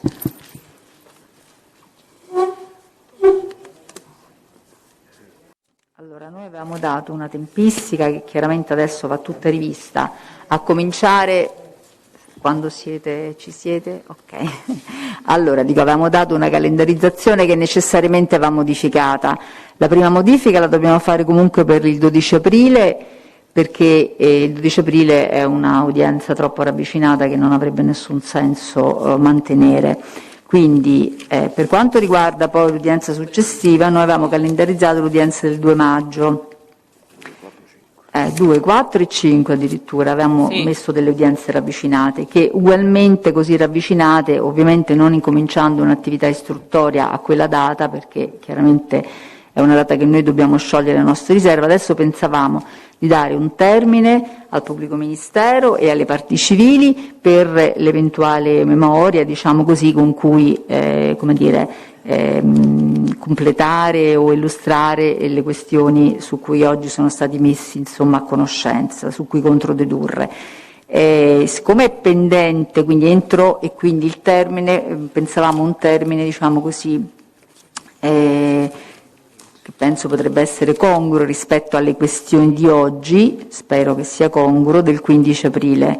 Quindi entro il 15 aprile fare una memoria, se ritenete, entro cui, diciamo così,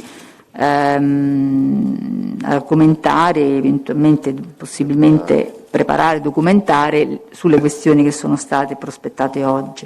Siccome è pendente a tutt'oggi questo deposito di atti nei confronti della difesa, la difesa dovrebbe, nell'ulteriore termine del 26 aprile, se ce la fate, ma penso di sì, fare una eventuale nota di indicazione, spero che non ve ne siano altre, ma di eventuali questioni che possano nascere esclusivamente dagli atti che siano stati oggetto di accesso a seguito del deposito del pubblico ministero. 26 aprile. Quindi diciamo che sono più di 20 giorni da oggi, spero poi ci confrontiamo con voi per capire poi anche i tempi, le tempistiche del pubblico ministero rispetto a quei depositi che si è riconosciuto ad oggi non sono stati ancora effettuati. Se è una tempistica incongrua dovete dirlo anche voi, insomma. Rispetto a questo ulteriore termine per la difesa. La difesa ha lasciato, mantenuto, insomma, ha chiesto di poter continuare a mantenere una facoltà di prospettare questioni relativamente agli atti di cui ad oggi non ha, che ha chiesto e che non ha avuto, diciamo così, non ha potuto ad oggi conoscere. Su questo, limitatamente a questo, si parlava di un'attivazione dell'ufficio di procura per acquisire questi atti mancanti. Sì, quindi, Presidente, l'unico problema riguarda alcuni RIT, cioè alcuni file audio relativi a attività di intercettazione svolte nel 99-40, perché questi effettivamente non sono stati depositati dalla Polizia Giudiziaria, noi non ce ne siamo accorti perché non erano rilevanti, comunque ci sono i fascicoletti di tutte le attività di intercettazione, mancano i supporti audio. Nel momento in cui la Polizia Giudiziaria li dovesse depositare, non è neanche detto che li depositano tutti, talvolta si perdono, vediamo quello che ci deposita. A quel punto la difesa, immagino, ne dovrà estrarre copia o sentirli. Siccome l'ufficio copie non è diciamo, completamente la nostra disponibilità, mi diceva l'avvocato Moiraghi che le hanno dato indicativamente il tempo di 1 mese per il rilascio di tutte le copie. Noi abbiamo scritto all'ufficio copie sottolineando l'urgenza e la necessità di accelerare il più possibile il rilascio delle copie, però abbiamo queste 2 fasi, acquisizione dall'APG e rilascio copie ai difensori. Io credo che in meno di 1 mese sarà difficile. Va bene, poi questo diciamo nella misura in cui del tutto eventuale questi atti siano fondativi di qualche questione, perché potrebbero essere anche atti irrilevanti per la posizione di Calderon, del tutto irrilevanti. Allora facciamo una cosa, potremmo fare a questo punto il termine, cioè, aspettate, fatemi vedere il calendario che avevamo predisposto. Presidente, guardi, per questa in effetti soltanto ipoteticamente e astrattamente nuova predisposizione di questioni, io mi sento di mantenerlo questo termine del 26 aprile, perché sull'ostensione degli atti cartacei possiamo già lavorare con i sottofascicoletti che ci verranno dati, quindi 26 aprile io ritengo che possiamo tenerlo come data utile. Ha anticipato quello che le volevo suggerire, nel senso non è che non avete nulla, avete già qualcosa che vi può far capire se c'è un interesse o meno. Esatto, la difficoltà reale oggi sono le intercettazioni, nella misura in cui ovviamente quando dovremo fare la richiesta di ammissione prove e verrà depositato un elenco di intercettazioni da trascrivere, noi non saremo nella condizione di interloquire. Questioni, qualora il processo diciamo, segua il suo sviluppo ulteriore, qualunque questione che poi possa attenere diciamo così, ad una singola fonte di prova, ad un singolo mezzo di prova, è una questione che poi può essere specificata con riferimento a quello. Io non mi sentirei di farne noi abbiamo un detenuto e comunque dobbiamo insomma anche noi rispettare la necessità di sfrondare, individuare le questioni realmente preliminari, non quelle che attengono poi all'utilizzabilità di fonti di prova, perché alcune delle questioni potrebbero riguardare anche temi diversi dalla questione strettamente preliminare. Quindi, perché il 26 aprile lo vedo molto vicino, se poi non le fanno fare le copie, ha capito? Perché sennò non possiamo, noi abbiamo, ve lo dico chiaramente, abbiamo anche altri processi molto rilevanti e quindi abbiamo trovato degli spazi, non è che poi possiamo un po' prima far saltare tante udienze, ci pregiudica anche nel ruolo che è già pendente e che abbiamo al momento in stand-by portato avanti. Noi allora avevamo le udienze di quella settimana di maggio, ma a questo punto non so se siano fattibili, poi avevamo il 15 maggio, che era l'udienza ulteriore che avevamo dato al 15 maggio, perché a quell'udienza noi, dopo aver acquisito gli atti, dovremmo essere in grado, diciamo, di determinarci sulle questioni che abbiamo già in parte esaminato oggi per la prospettazione difensiva. Quindi questa eventuale riserva, ovviamente, mi riferisco chiaramente a tutte le parti, ma con particolare, insomma, così, sollecitazione alla difesa, dobbiamo diversificare le questioni che atterrebbero poi all'eventuale mezzo di prova e alla sua piena utilizzabilità o quant'altro, da quello che invece attiene ed incide sulla instaurazione del processo, perché sono due temi diversi. Possiamo, anche se lei ritiene mantenere quella data, ma a me sembra che lei a quella data non potrebbe non avere ancora elementi, allora è inutile tenere quella data. Se ce lo consente un ampio una data margine successiva, maggiore.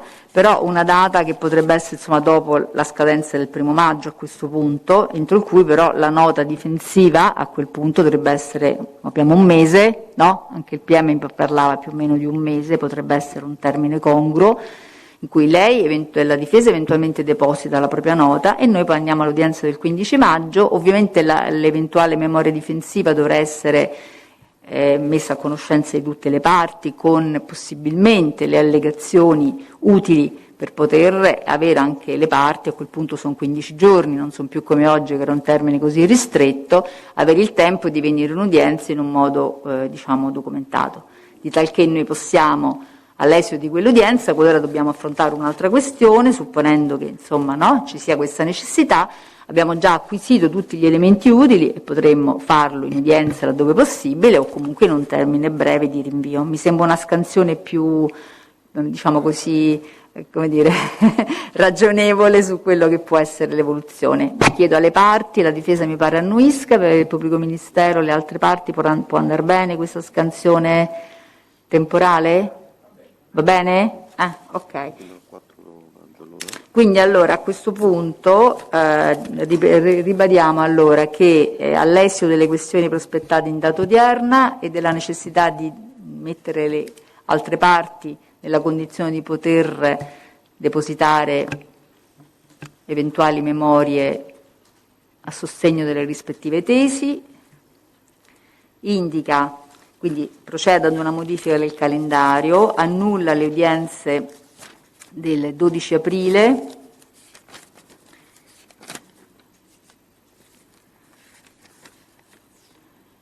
del 2, 4 e 5 maggio,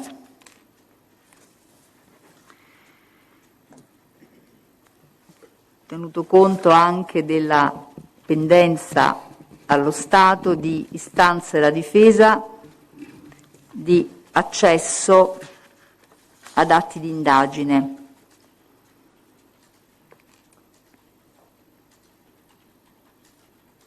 Indirizzata all'ufficio del pubblico ministero e ai tempi prevedibili di accesso alle relative copie.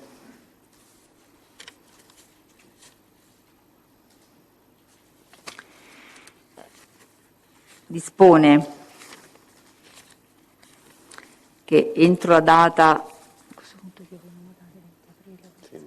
quindi possiamo dare forse qualche giorno di più, a questo punto, visto che abbiamo rinviato al 15 maggio, entro la data del 20 aprile, invita le parti civili e il pubblico ministero a depositare eventuali memorie sulle questioni prospettate dalla difesa nell'udienza odierna.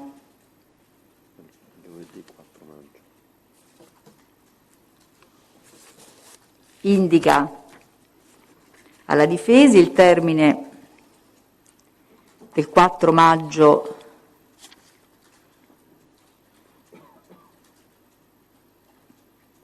prossimo 21 per l'eventuale deposito di memoria difensiva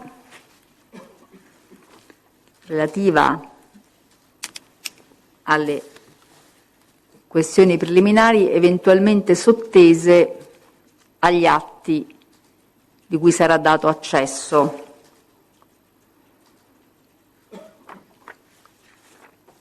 Allo Stato non ancora depositati.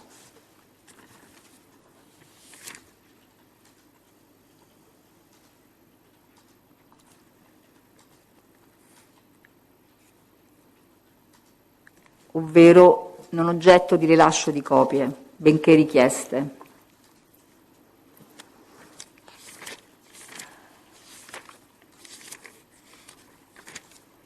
Rinvia l'eventuale memoria difensiva dovrà essere partecipata al pubblico ministero e alle parti civili.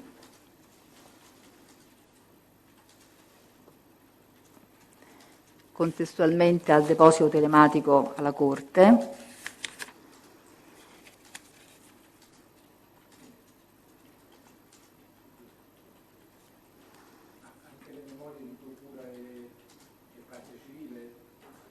Va bene, sì, penso di sì.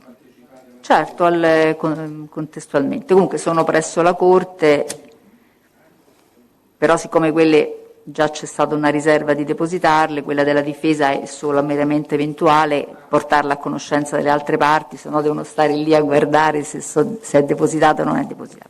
In ogni caso poi credo che nella cortesia dei rapporti reciproci sicuramente verrà fatto.